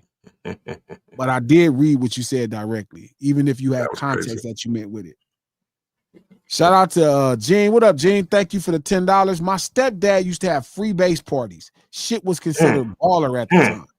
See? Is that around the Richard Pryor time? Yeah. Shout out to Mrs. Peachy Peaches. Thank you for the $10. 86 Miami booming so hard. Fine, sexy, and the horrible looks. Macho turned into weak nobodies. Functional no more than 4 months.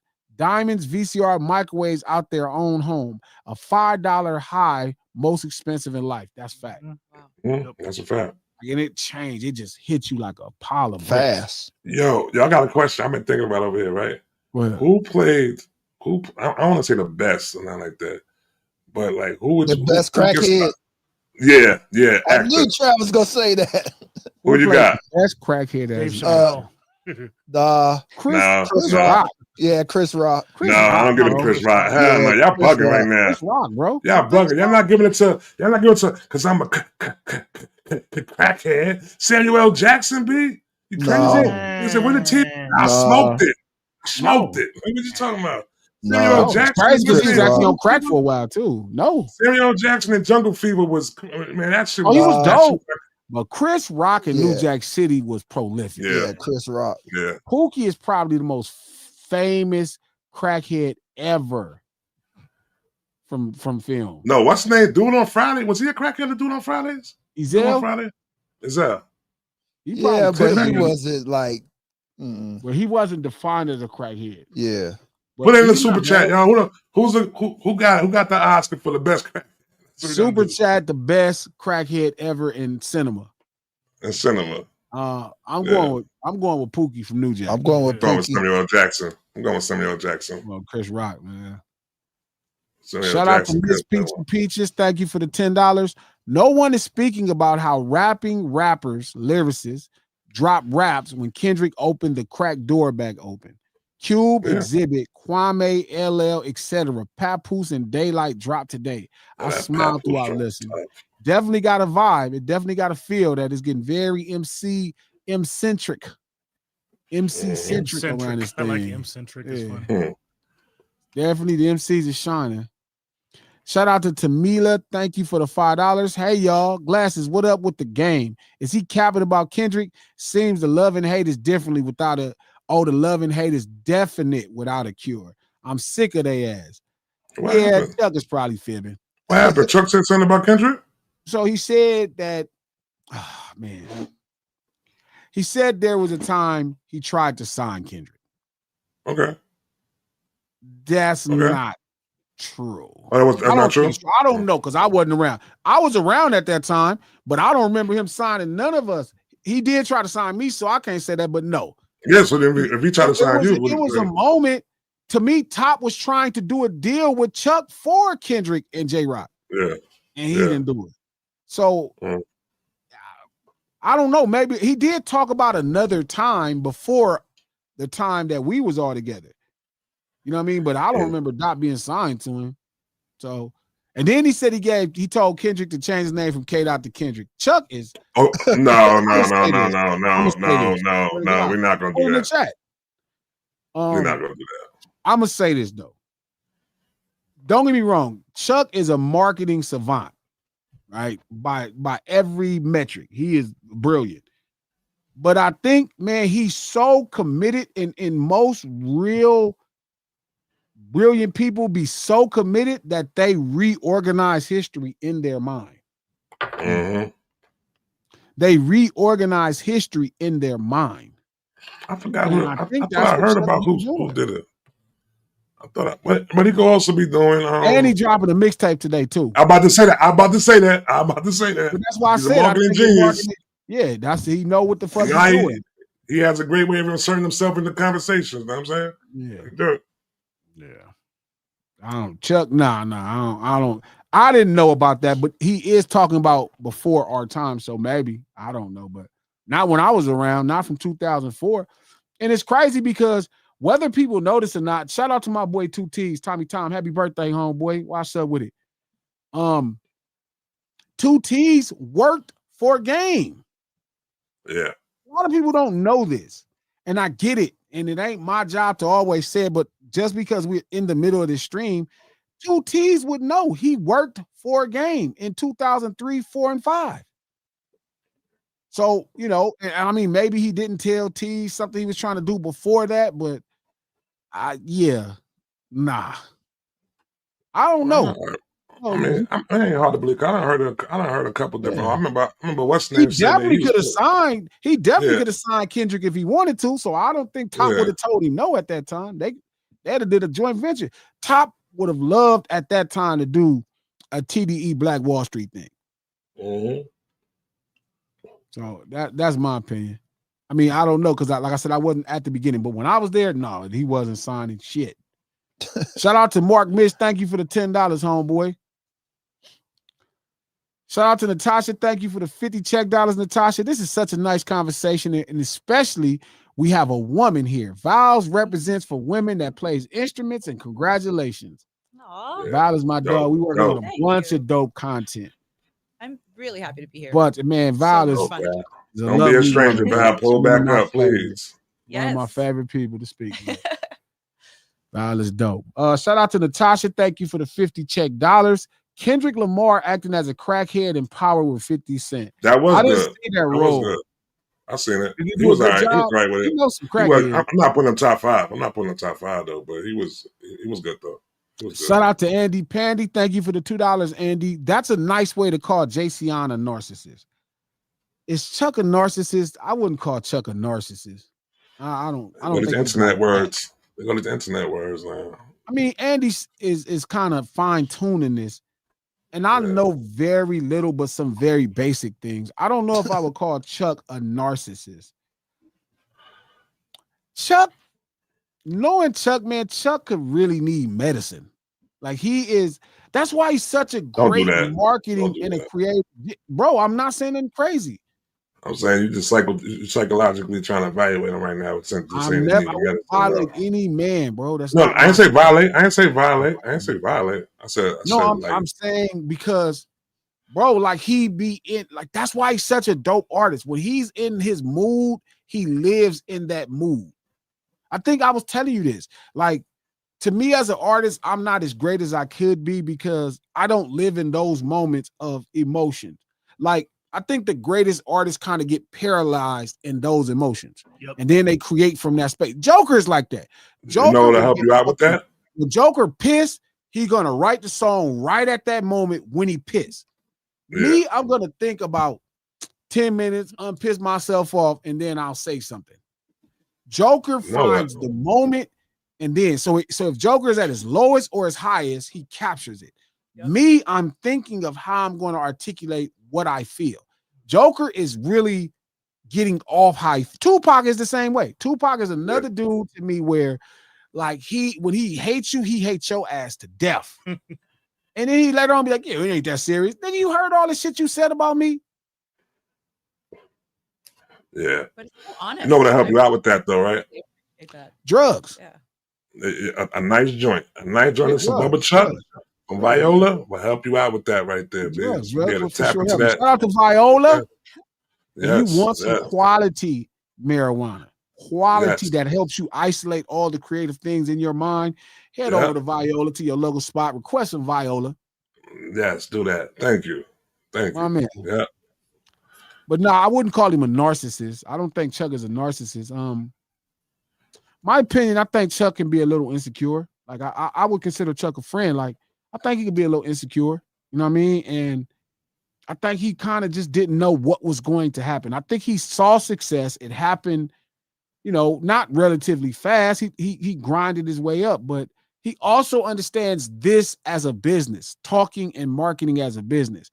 And he will say things that position him in the center of conversations. He's really good at that. And it's required. It's required in today's time. That's why Blueface does so well. It's required.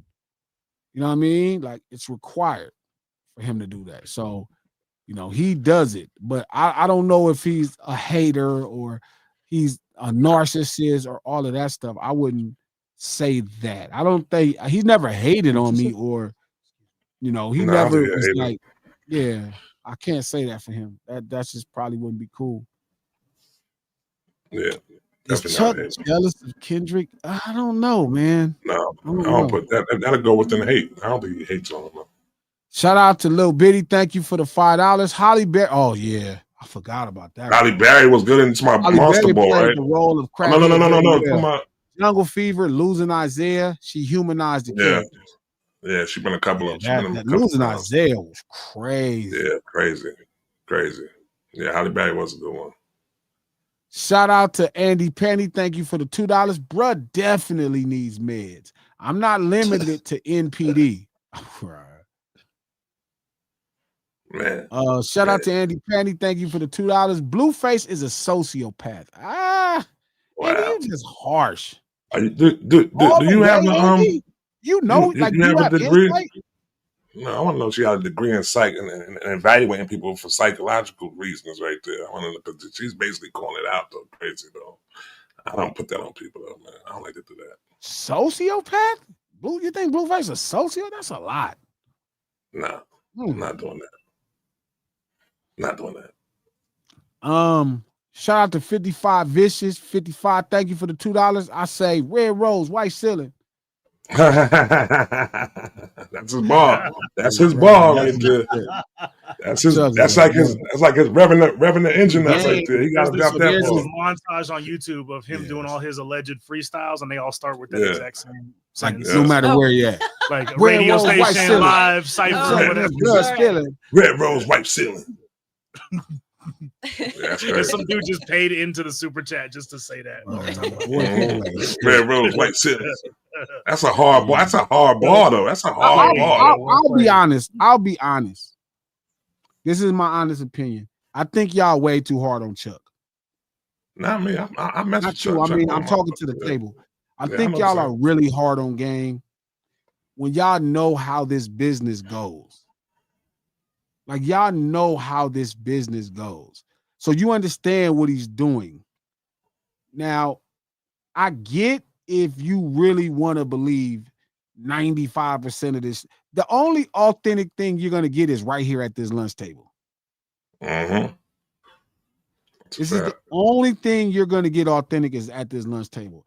Everything else, and I mean everything else, is contrived for the benefit of the of people, of people benefiting off content. This is the closest place you're going to get authenticity. I am historically known, whether it's Kendrick Lamar, whether it's Nipsey Hussle, any of these dudes that are my friends, they'll tell you I'm probably the most authentic person you're going to speak with in this music business. Because 100%. I don't mind losing relationships. I don't have an ego to explain to you if somebody's doing me wrong, if I have to pursue people. Like, I kind of got rid of that. So everything I'm going to tell you is authentic. Like, I'm not spending my time trying to convince you of what I am and what I'm not. It's a confidence in knowing who I am. So, you know, whether you talk to anybody you know, I don't give a fuck who they are from the West, they know that. So when Chuck to me is marketing, and shout out to Aswan, he said niggas been trying to get Chuck the benefit. He just acting lame, lying, and being weird. Listen, this is the consistency with Chuck. Not the lame, lying, and being weird, but him saying things that he knows is going to go viral. Well, rile you up, yeah. It's a Donald Trump thing right there, though. You know what I mean? So Trump did the same thing. I think I'm not saying you should like Game. I'm not saying you should identify yourself with Game. But what I am saying is act like y'all know what's going on, dog. Stop acting like you so surprised that motherfuckers be putting themselves in the middle of shit. You know what I mean? But that ain't what you come to everybody for. Gee, but that ties back into what we were talking about earlier with the lowered standards and Val, what you were saying about they don't know better. It's like hold that these thought. people really, hold that thought. Okay, go ahead. Kevin Taylor says Game didn't come in being lame. The being lame is why he lost all credibility. Game was always the same person first day to last day. So if you think this, he's never changed. You changed. You woke up and realized you thought you liked this and you didn't. And that's the truth, no, because he takes risk to market himself. That's the trick. And that's other than dog, do you understand how much bigger I would be if I go out and just told you things? Like, it's so many things. Even like, let's say somebody like Kendrick, or let's say somebody like Game, Nipsey, all these people that I know that I'm friends with in this business. You feel me? Do y'all think I speak on most of the stuff with Kendrick? Like that I could, like, bruh, that's the point of it. They take the risk. Man, I didn't been on Dot ass about certain things he said on records. I'd be furious. You know what I mean? But it works for him because he takes the creative risk. No, you cannot get the attention without the extra, Aswan. No, you cannot. No, you cannot. And when you say let the talent, the average human being don't understand talent enough to accept what it is. I mean, the average human being works at McDonald's.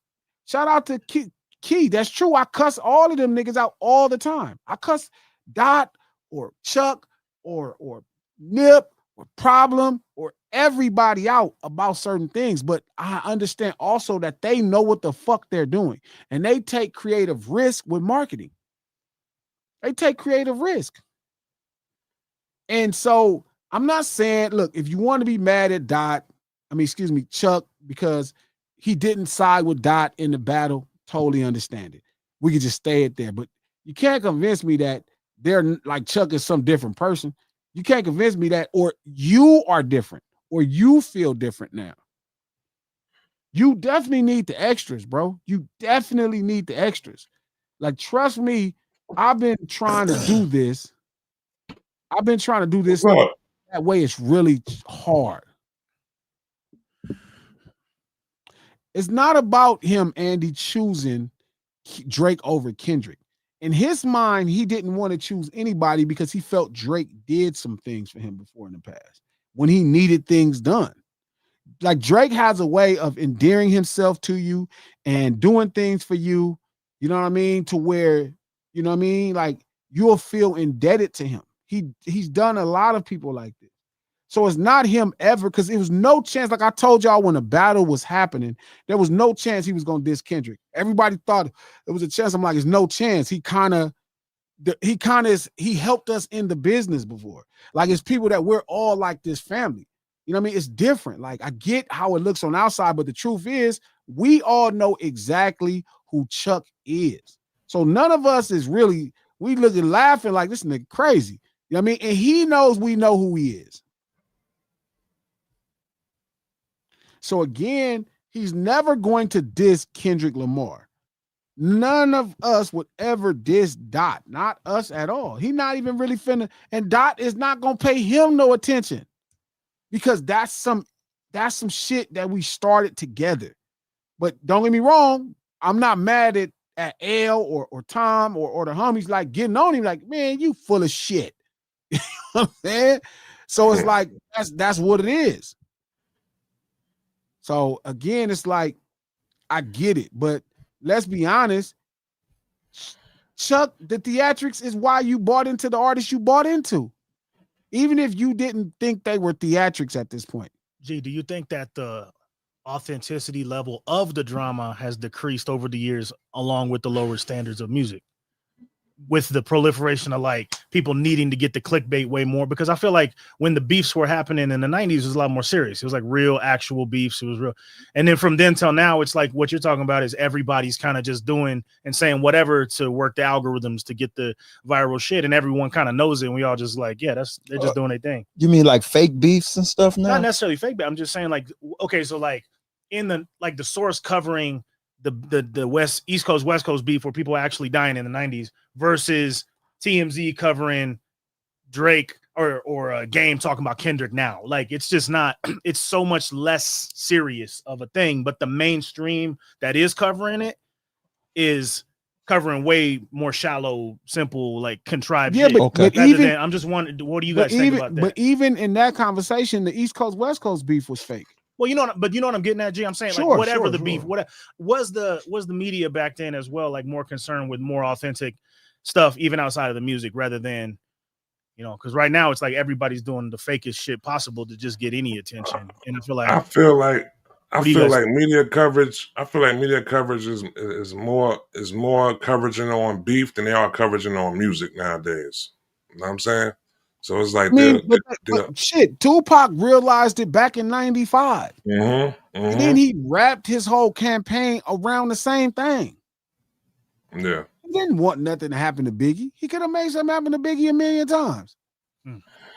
Biggie could have made something happen to him. They had enough money. I be telling King that shit. King think I be bugging when I be saying this, to the fact that he think I be calling everything a marketing, but it's to the way shit done went now.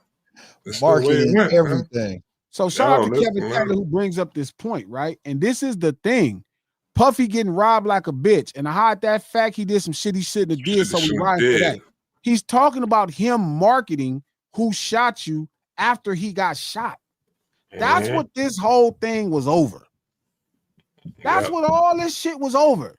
That's where they fell out. This man in prison, and they use a moment. And he hearing a song Rise because he's in New York, stuck in New York. Because before that, he wouldn't even been stuck in New York. He's in jail in New York now, right? He wouldn't have been hearing all this stuff. And he hearing that they're marketing this song a part of what happened to him, even though the song was written way before. So again, like Pac knew, like he knew what it was. He figured out, y'all. I'm sorry to put the onus on y'all. He figured y'all out. I will not concede y'all. You're not going to convince me to change who I am or take advantage of it, feel me, for y'all's sake. If y'all either figure out I'm dope or not, that's on your fault. But I'm not finna wreck myself to try to get you to see it. But I watch people do it all the time. I watch people do it all the time, dog. All the time. All the time. You know what I'm saying? So, nah, it's not the authenticity, because I don't think the Biggie and Pac thing was necessarily the most authentic issue. The Easy and Drake thing, the Nas and Jay thing, that was a little bit more competitive based. So even as things are happening, you know what I'm saying? It's like, let's be honest, the general public needs a little jazz hand. You see jazz hands? Yeah, it's like we all need jazz hands. You know what I mean? For Little sure. jazz hands, like put your fours up. You know what I'm saying? You know what I'm saying? Little jazz hands, and it's like, I think so. We need it. Like, I feel you. Shout out to Lucky Lawrence. Peace, chat. I heard Pac was mentioned. I had to pull up. Shout out Tupac. Talk about you repping 7th Street, not if you're gonna say that's 117th Street Crips, but 7 without the TH, 7th Street Watch Crip. Watch, where Q was repping Phi Deuce Hoover Crips, and Dot was repping West Side Compton Piru, and YG equals Treetop. I don't know if there's much to talk about. It's more just like a neighborhood thing where you grow up and know people. It's not really much there. You know, it's pretty standard at a certain place. It seems a little more like interesting than it is, but it's just lingo. It's not really much. If you lived any level of street life, it was the same. It's like elementary school mascots in a lot of ways, you know. Shout out to 6'5" Shutdown. Thank you for the $5 glasses. That Ninja Chuck is just a liar. Red rose, white ceiling. Look. Red rose, white ceiling. Them bars after that bar drop, his bars be crazy after that. I'm just gonna say it. He saying some shit. It's funny. But Glasses, your perspective is the opposite extreme of the GP. We need some middle ground.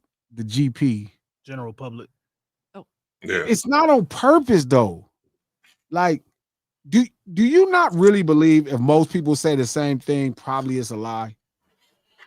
Am I the only person that thinks that?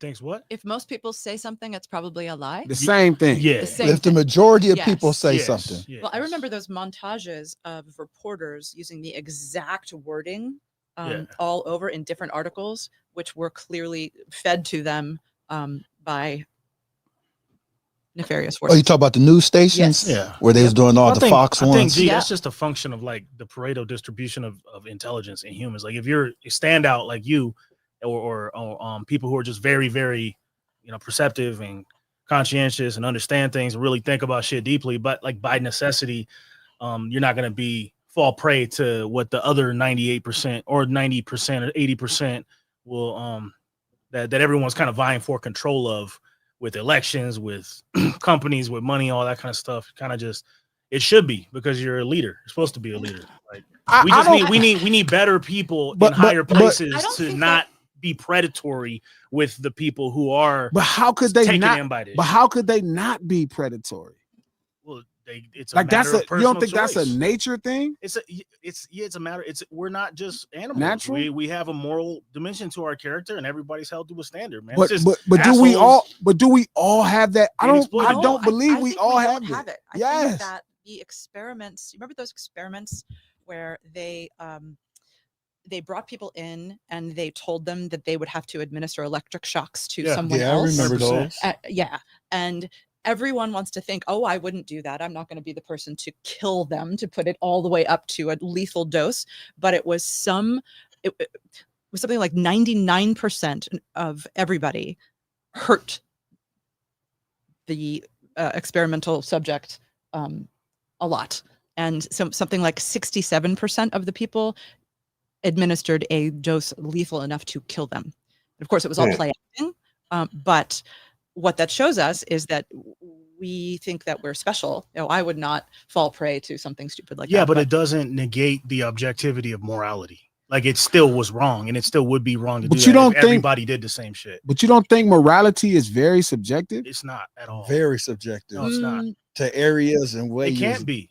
Grew up. But how would you develop morality? So let me make a differentiation though, because I'm talking about objective morality in an ultimate sense. Like there are some things that are as wrong as 2 + 2 = 4. Like for a perfect example would be, it's better to, and I'm gonna use an extreme example. It's better to take care of a little child than to, torture it till it dies for fun. Like that's it's clearly. So when I say morality is objective, I mean in that ultimate ontological sense. Now I don't mean that there aren't different moral interpretations of different situations, but in every culture across time, there's always moral fundamentals. It's just they take different appearances in their culture. But I'm talking about on a fundamental. I'm not saying that certain things, like we were talking about earlier, like people who are raised around drug dealers and that's just normal part of life. You're not gonna hold them to the same standard as somebody who knows it's wrong. That's a moral relative in that sense. That's a different type of moral relative. I'm not talking about that when I say moral. Sure, like that's what people do.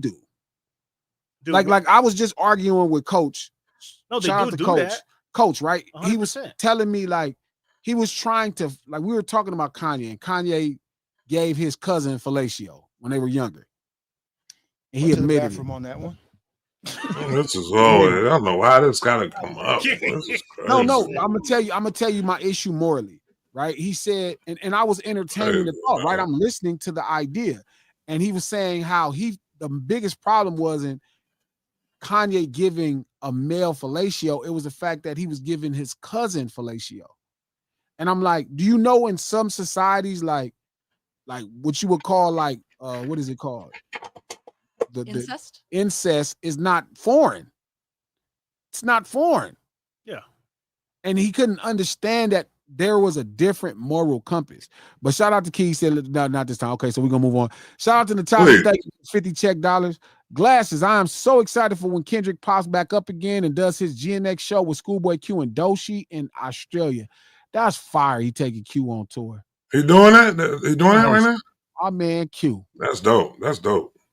Shout out to Design with Dominique. Thank you for the $5. Game is an amazing artist, but his legacy is rooting and capping now. This wasn't the first time. I don't. Shit.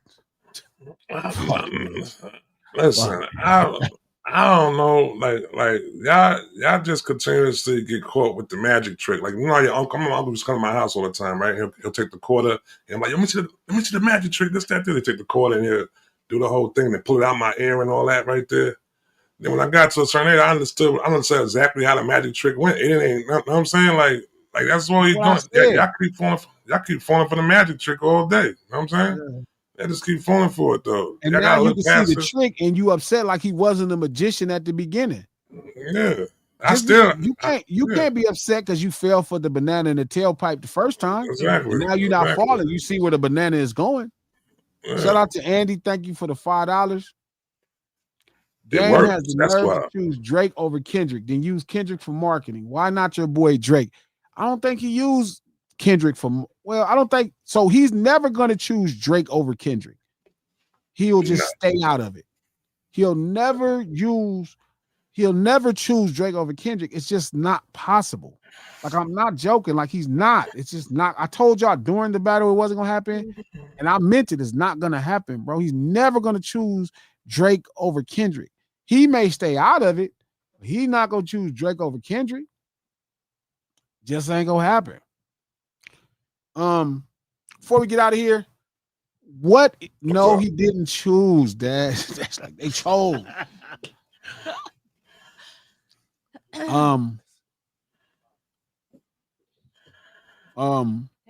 What's the greatest hip hop biopic, or do they pronounce it biopic? Biopic. Both ways. Biopic or biopic? Yeah. Greatest hip hop biopic. I got two. I'm gonna probably go with though. I mean, I go with one. You said one, choose one. I gotta go into my recency bag though. I'm gonna say that Wu-Tang thing. I like that Wu-Tang one a lot, man. I like that a lot too. I like that Wu-Tang one a lot. I mean, even though it was a TV series, but it was still like, you know what I'm saying, based on the group though. I would agree. Yeah. What about you? You ever seen any hip hop biopics? I'm gonna give a very left field answer here. Biopic. Because I remember hearing you define hip hop as an attitude, as a cultural sensibility, and attunement to what is happening in society. Yeah? Yeah. Okay. So I know, ready trap for this one. The door is open. The door is open. Biopic, and I think with that definition, you could say it has a hip hop sensibility. Is Amadeus?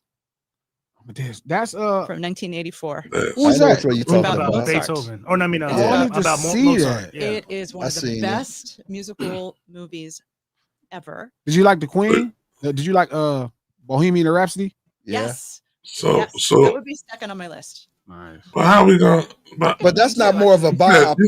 You said. But so how did you? Can you please explain to me how you put that together? Yeah, how'd you reference that as being a hip hop biopic? Yeah, how'd you put that into being a hip hop biopic? You just said from his description of what hip hop is. Right. Are you talking about Amadeus? Yeah. Right now. Yeah. Well, I mean, Mozart was the ultimate person who had that sensibility.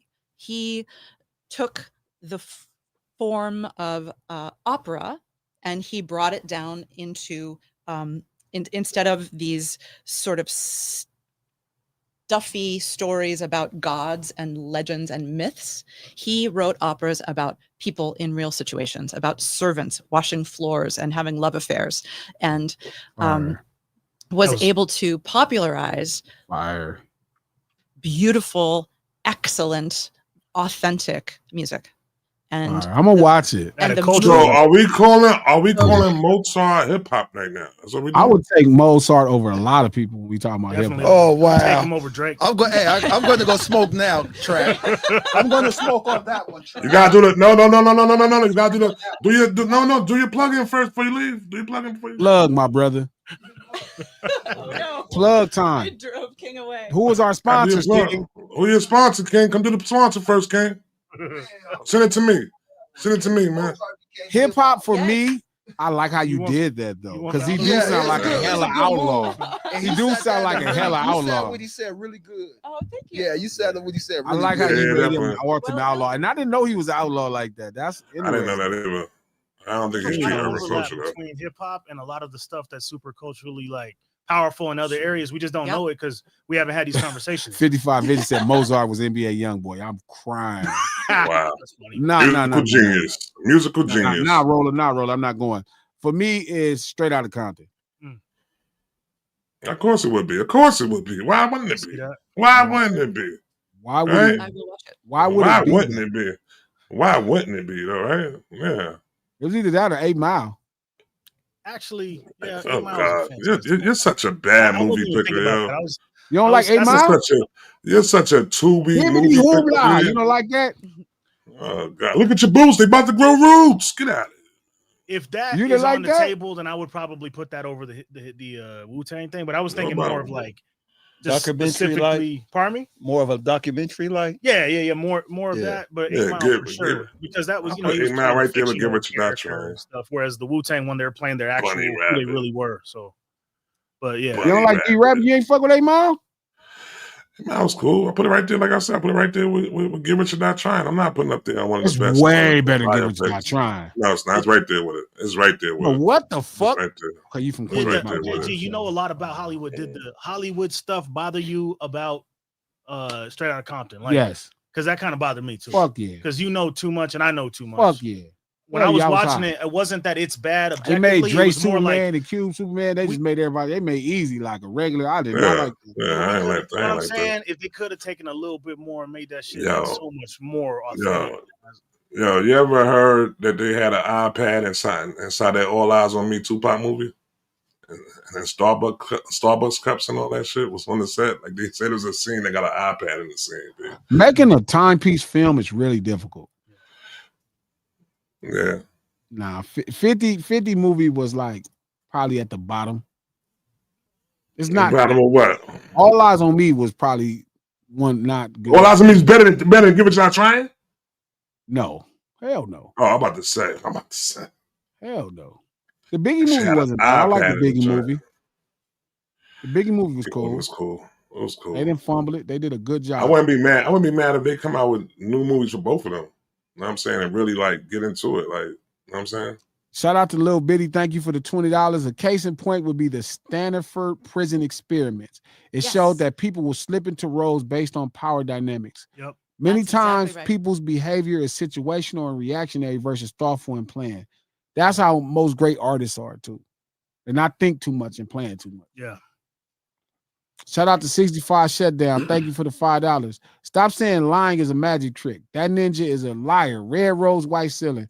Lying is a magic trick. I like how you keep on ignoring his thing with saying that. So that's fire. That right there. Red rose, white ceiling. That is a magic trick. Yeah. Gee, you saw Gravy doing. I saw that little clip of Gravy doing the Biggie songs. It's shit, dude. You can't talk shit about where you pass at. I think with All Eyes on Me, it was always gonna be hard. Pac's life was very nuanced. Like if I would make a movie on Pac, I was focused on a specific time. Did they even go into the Baltimore age of like when he was in Baltimore in that movie? They ain't going to that, right? They really ain't even going to New York. I don't think like that, right? I forgot about how that movie. If it was me, like I would make it a very specific timepiece in Pac's life. Like I would focus on. I can watch the movie again. You know what I mean? Like I would focus on some very specific things. Okay, all right. Favorite biopic of all musicians. Trap. I gotta go with it's easy to say that one though, man. I gotta really think about it. But I'm gonna say it though. I'm gonna say Ray. I'm gonna say Ray. It's really good. I'm Joker. gonna say Ray.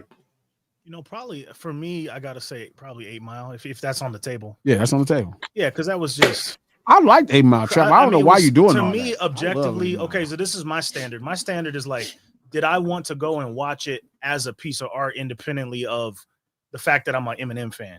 And that's the only one really where I've watched 8 Mile 20 times just because I wanted to, because it's a good movie and I like the way the story arc, how it flowed. And then on top of that, you know, Eminem was like one of the most culturally and lyrically and musically influential people to me at the time. And in 2001, I would have been like a teenager, you know, that's a super influential time. It just hit me right. So I probably have to say 8 Mile if that's on the table for sure. Yep. Okay. Give me somebody else. Give me the second best, Val. Biopic. All musicians. All musicians. Okay. I have two candidates. Like one that. is Rocket Man. Rocket Man was fire. That was a good one. That was a good one. That was a good one. It's funny they named one. it that. Like, if you know the Rocket Man songs, like that's what you want to. And he never did drugs the whole movie. How you gonna make a Rocket Man movie? You're not doing no drugs. But I love that they blew it out into these fantasy sequences. It was so theatrical. Rocket Man, so inventive. Rocket Man being like one of my favorite films. It was good. And Rocket Man is like entered in one of my top 10 favorite songs. What's the other one? Yeah. The other one? Yeah. This is, no one's ever heard of this, but it is a brilliant, brilliant movie. It's called 33 Short Films About Glenn Gould. Glenn Gould. I'm gonna look that up. Pianist, and it's structured based on the Bach Goldberg variations. So the whole way the movie was constructed and put together is musical. Fire. And it's vignettes, and it's absolutely a gorgeous. I got a question, Val, on that topic. I kind of cheated myself on that one. Okay. Val, would you consider? He got other ones answers now. He's like, I got a better song. Yeah, Trap got better answers now. Val, would you consider Ernest Shackleton Loves Me a biopic on Ernest Shackleton in a way, like a spoofy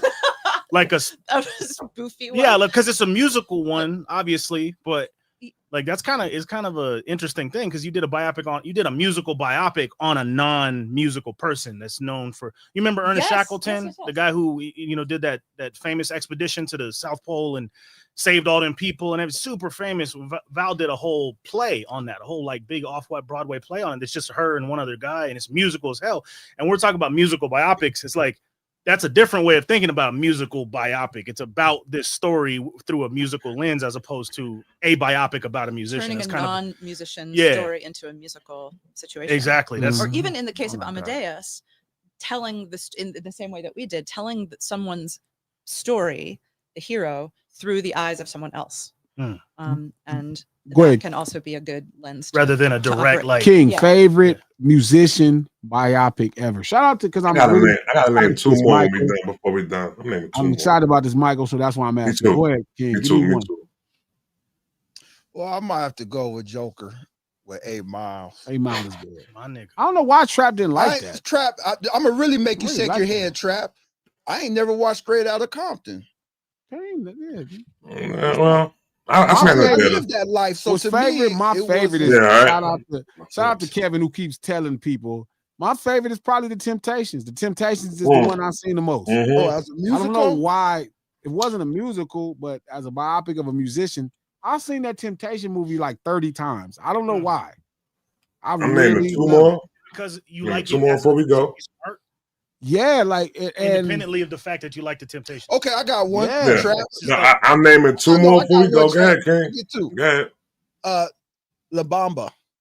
I was gonna say La Bamba. Yeah, La Bamba. I was gonna say La Bamba. Not about La Bamba. Since I was gonna name La Bamba was definitely there. And since we mentioning fictional biopics, I'm naming 5 Heartbeats. What's a fictional 5 Heartbeats? The 8 Mile shit ain't real. Ain't no damn bunny rabbit. What you mean? 5 Heartbeats not even a real bunny. It was Dells. It was the Dells. We talking about the Dells. What you talking about? That's why it's not a real group. He said fake. Yeah, and Bunny Rabbit ain't real either. What you talking about? Yo, the Selena one was dope too. I like Selena was good. Selena was good. Yeah, Selena was good. What do you guys think about where does the Michael Jackson one rank? The movie with we don't know They yet. coming out with a new one. We talking about the old one. old The old ones? one's horrible. That might be the worst one with Flex up in the what's shit. his Oh face? no. You know what I'm talking about? The one with all his shit was bad.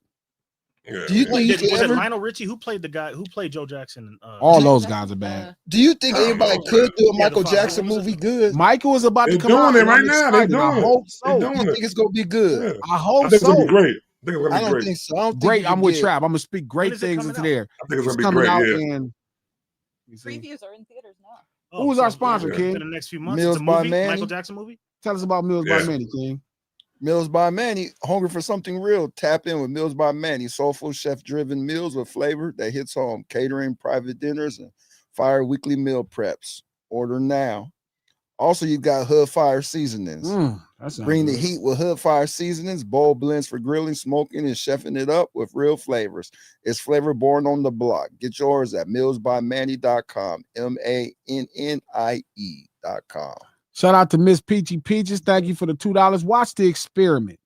David Banner, Forrest Whitaker. Who was that about? Shout out to 65 Shutdown. Thank you for the $2. Game better name his biopic Red Rose White Ceiling. Red Rose White Ceiling. Where you killing me? Red Rose White Ceiling. Shout out to Lil Bitty. Thank you for the $5. All That Jazz, which was about Bob Fosse. He was such an influential choreographer. Yes. I love how you can see his influence on my man. That was All That Jazz was. No, it was a good one too. Johnny Cash movie was a good one too. Johnny Cash one was good too. That was fire too. Walk the line. Walk the line. Walk the line was good too. Walk the line was good. Walk hard. Dewey Cox story. That's a fire. Walk hard was funny. That was a funny one right there. I like that one too. I hope so. The Michael Jackson. Right there, man.